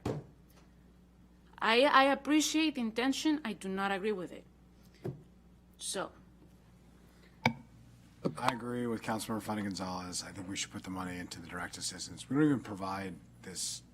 You know, these programs aren't our programs. We work with other entities to handle these programs already. This is HOC and the state program that we work in conjunction with them. I think it's our job to do the outreach. I mean, I will say I appreciate where that's coming from. I really think, I'm comfortable with the idea that we have to spend $500,000 hiring contractors to reach the people that we need. Now, the technical assistance piece of it, I think that's a different question. And I think, looking at that for future is something I would be open to. I do think having more data and thinking through who's qualifying and who's not and how this is going to work and having us better understand what these programs will entail, I think would be helpful. But I think for the time being, getting as much of this support to as many people as possible, as quickly as possible, when we know we aren't keeping up with the needs. We doubled this program, and it was expended halfway through the year still, basically. It was expended in less than 6 months. And what happens is there's so much more need that eventually people realize that the funds are expended and they just stop applying because they get the news of don't bother, there's no funds left. You have to wait till next year. Well, people aren't going to delay their home purchase, or maybe they missed out on the home purchase because they couldn't compete. We heard about earlier the less traditional, historically underrepresented communities, BIPOC farmers, and the issue that they often have competing with a land purchase when somebody else is showing up to the table with cash, and they're showing up with an amalgamation of financing and maybe some public support through the Office of Ag or Marbidco or some other entity, and they can't compete because it takes too long. And so, the technical assistance is important, but I think the actual funding support is the most critical. So I agree. I think we should move the funding over. Councilmember Dronda. Appreciate the conversation, and I think for this one, just so our staffs, I'll be on the other side of just a 2-1 on that. And the reason being that I just would want to see I still would like to see the data going into full council. If you can produce, Ms. Cross, could you produce that? Yes, and I have one of the two entities, data has, well, no, I take that back. It's broken out by different classes. So I will get Okay, that. yeah, just get it. And what I'm looking for, just to be clear, is in the context of this funding decision, what of the money we got rid of last year, obviously there's a ton of need for this, and I'm glad we doubled it and we need to increase it. And this is good that we are increasing it, which is what's part of this is. This would be more than last year either way. Is just how the contracts that we have had, because these would be continued contracts. No, these two would be brand new. So this is for the. These would be brand new for the home ownership. With HIP. Okay, we have rental contracts with them. Okay, We provide no funding for home ownership technical. got it. Okay, so you could, the data you'd be providing me is just on the breakdown of who we funded last year through the, 25,000 homeownership, first-time home buyer. right. So that's the down payment assistance program, which we do have that data. This is home ownership counseling would be new agreements with these two vendors to assist so that we can so that they can continue to provide the services to the county residents. Okay. I think one way, something you were getting at earlier about an equity issue. I work with homeownership assistance programs a lot with nonprofits in the District of Columbia and their home purchase assistance program. And one of the major justifications for these types of homeownership assistance, technical assistance programs, was an equity issue. Because, as you mentioned earlier, the more sophisticated you are, the more experienced you are with these sorts of things, the more you're capable of filling out the forms and, Accessing the funds, right? yeah, and doing those kinds of things. You're going to have an easier process getting through. Part of the technical assistance is about training folks, who may never have lived in like a home ownership unit, didn't have that experience when they're younger, getting them to help fix their credit, to, figure out what's involved in that, because most families have an aspiration to own their own home.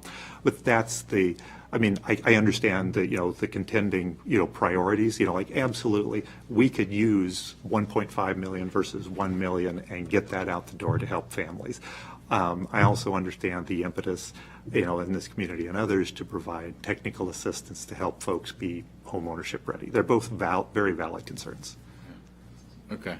Well, yeah, I think we need both, and it's a question of how you want to help people and what's the best way, and so I'll stick with my position. Thank All you. right, sounds like a 2-1 vote. Councilmember Fanny Gonzalez. Something else, and there are plenty of nonprofits in the area that are already doing this type of work. Let me just put that out there.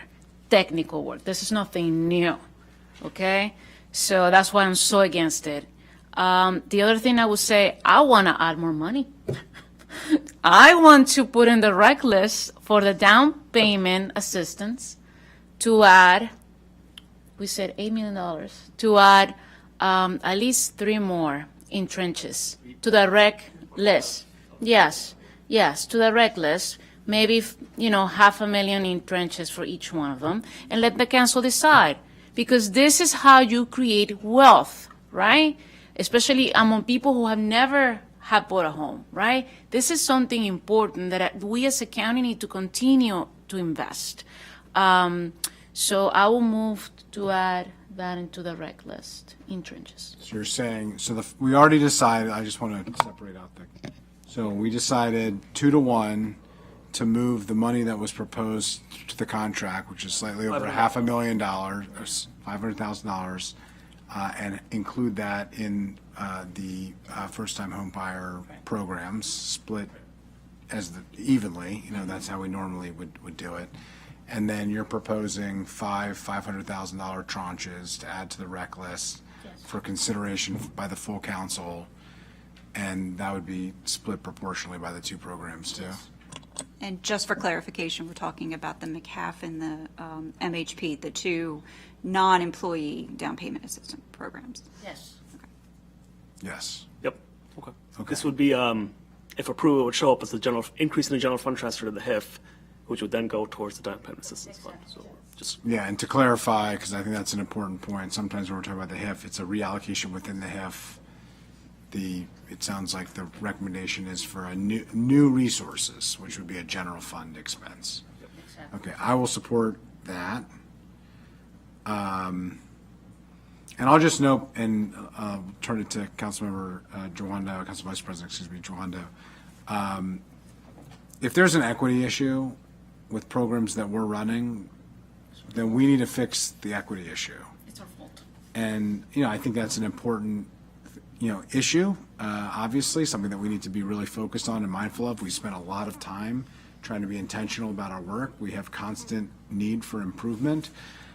But that data will be, to me, an indication of the work that we need to be doing, that we should be doing with our partners through these two programs. And if there are data dynamics that prove that we have real equity challenges that we need to address, then we should be addressing them internally. And I don't think that the technical assistance will solve that problem. It may be a way to deal with the symptom, but not the root cause of the issues. And I do think we should address the root cause if there is an issue. But I think that data is essential, regardless of what decision we make, and will be really helpful for us to understand how's the program working, who's it helping, and are we fulfilling what we have committed to in the intentionality of our work. So I just wanted to say that. I think it's really important, and regardless of the decision we make, that data is something that the committee really would like to see, and I think would be helpful for us to have. Vice President Joando. Yeah, and just to be clear, Ms. Cross, you're going to be able to get that prior to budget. Correct. Yes, I have. You have it. You'll just have to put it together Exactly. and send it over. Okay, great. It seemed like the technical assistance was an effort to try to address even, whether there's an issue or not, but to try to, knowing historically there's an issue, to try to get at that equity issue. We can disagree about where it should happen or how it should happen. I think it needs to happen everywhere, right? And so, but I agree with that. And I think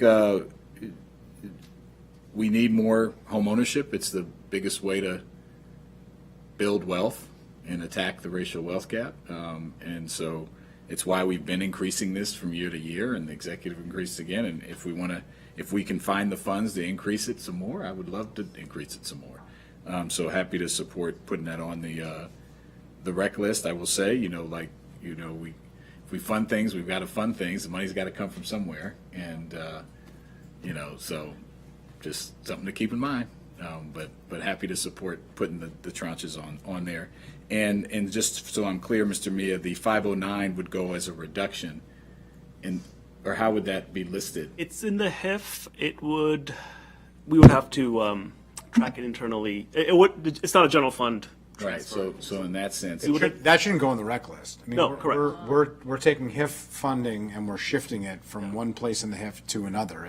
We would adjust the HIF to right. show. So it would just be happening. But as far as how you'd list it, you just say the decision to how that HIF money was spent would go, instead of going to technical assistance and counseling, It would stay for down payment. it would all be for down payment. The grocery list is still the same. We just decided to buy mushrooms instead of broccoli. I mean, I'm just like, we're not adding funding. Could I just say, Please. 5.5 is within the HIF right now. Right. But the 2.5 that you propose to add would have to be a general Correct. fund. Yeah. That's separate. Yes. That'll go on the about the company. 509, yeah. That's going to be on the reconciliation list as a general fund transfer, which will have a revenue impact. Yes. We will have to come up with a cut or a revenue pool for those funds, and the council will have to make the decision. That's the context that is going to be important here. But the 500,000 for the technical assistance, that is existing funding that's in the HIF that we are recommending to the full council, and if the council approves it, it will be moved, to go directly to first-time home buyer purchases and not technical assistance. We would need an amendment on the non-competitive contract list to remove those two contracts. So that's a change the executive would have to submit to us. Oh, well, there's going to be a lot of changes Yes. when we pass the budget, so just add that to the list. Yeah, and you might maybe, and so they've submitted, I'm assuming in the negotiation, in the process leading up to the budget recommendation or the switch, they had proposals of what they wanted to do and all that. Was that included in our packet? Not the list. The list of contracts was included on Circle 22, so it lists the amounts going to Latino Economic Development Corporation, and Housing Initiative. Yeah, I would love to just see what those services were going to be. You described some of them, if there's something you could provide in addition, Yeah, I can actually submit the request. So. that'd be great. Awesome. Thank you. Yep. Just one update on the packet. The packet stated that up to $25,000 would be providing closing cost assistance and down payment assistance. Ms. Cross is working on an MOU with the state to increase that to $35,000. So there would be more available per prospective purchaser than previously. So It's more in line with the prices of the houses that are being purchased with these loans. it would mean less overall, Fewer people, fewer households. more of an impact. Yes. All the more reason why we need more money Exactly. to keep up. Okay. Do we want to talk All right, about? we have a 3-0, we have a 2-1 recommendation on the first part with some additional information coming, and we have a 3-0 recommendation on the rec list piece. Want to talk about her workforce housing fund at this point? Just Yeah, I'll just quickly say, there have been a lot of conversations about the Workforce Housing Fund, some really productive and constructive conversations with DHCA, which I very much appreciated, staff with DHCA, which I have appreciated. We've had some internal conversations with council staff. I'm not sure that it's ready to make a formal proposal here, but I do think there are some challenges, some of which are being worked out, some of which are aligned with some of the changes in the MPDU improvements and adjustments, which there's an opportunity to address, and some of which are just thinking differently and more creatively in a way that we haven't previously.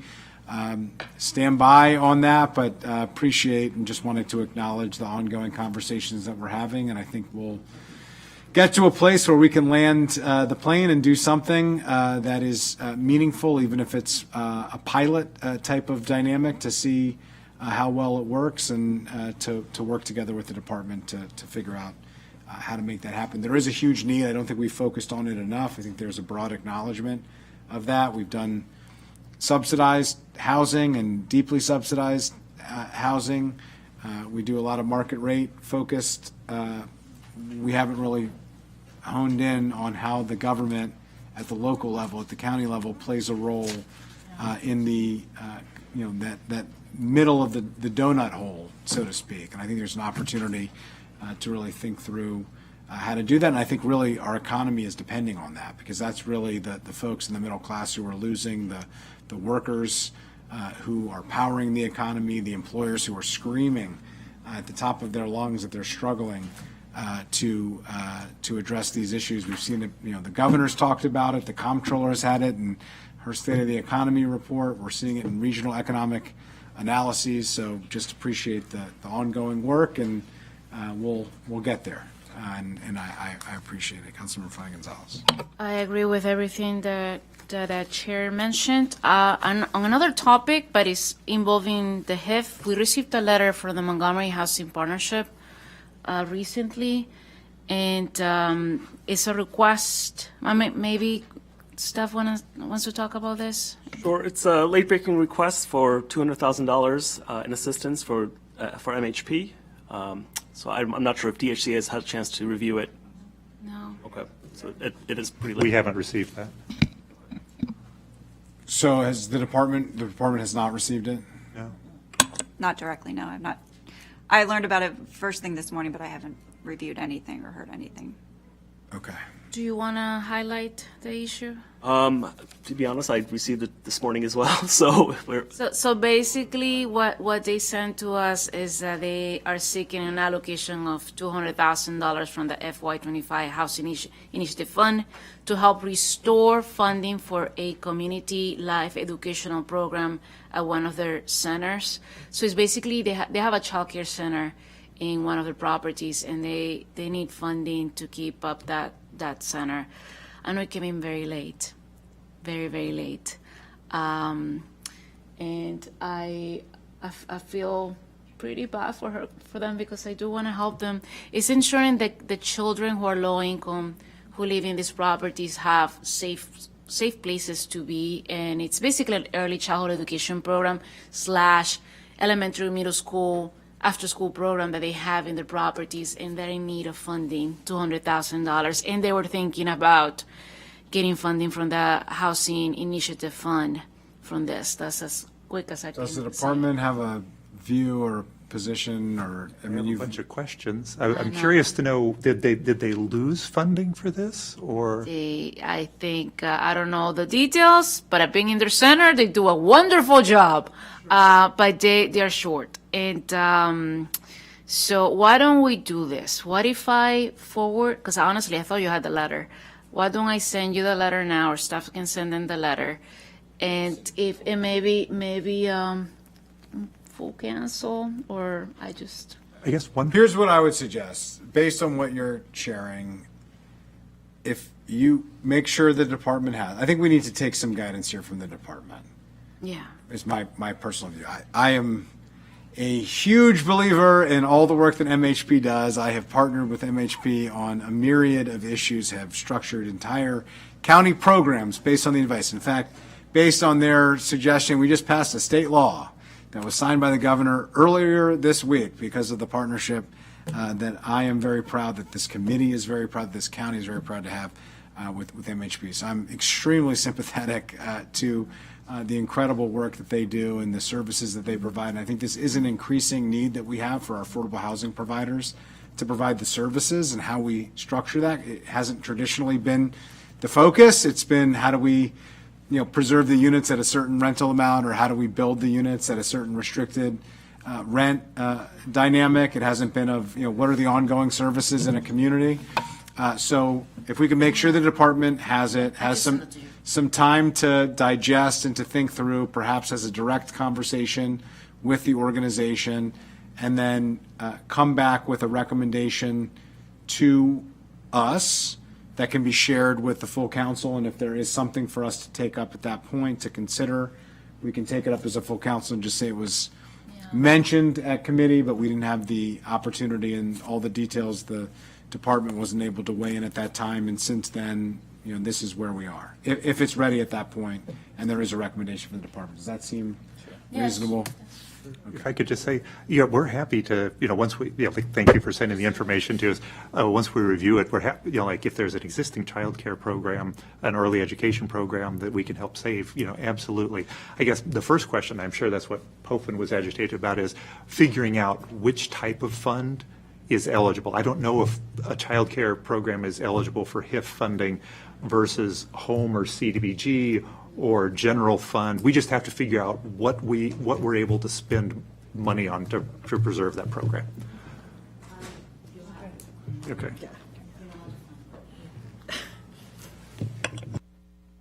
Okay, all right, so that seems reasonable. Thanks for raising it and bringing it up. Thank you to the department for following up on it, and we'll get information back from you and some feedback and guidance based on your recommendation, and then we can decide if it's ready for consideration by the full council, it can be considered, and if it's not, we can take it up at the appropriate time. Okay, just two last items, CIP amendments, pretty straightforward. The countywide facade easement has $500,000 state aid in '25. Those funds will be spent in '26 on 4 projects, each receiving $125,000 each. And the list of all the projects that are planned through this CIP is on Circle 25, as well as on the slide deck up there. All right, page 21 on the slide deck, sounds good. All right, no concerns or issues or comments or questions from colleagues? And the final CIP amendment is... Great program. There you go. The final CIP is the Affordable Housing Acquisition and Preservation Program, CIP. This is the main revolving loan facility for affordable housing development loans. The executive is recommending $75 million of taxable bonds in FY26. The debt service will be covered by the HIF, and that's captured in the HIF recommended budget as well. There's a pipeline report attached, which shows the current loans programs that are going out, but otherwise really no issues on from staff's perspective on this project amendment. Okay, sounds good, appreciate it. All right, with that, I believe we are adjourned. Thanks for the time, and happy weekend, happy Friday. It's almost 5:30.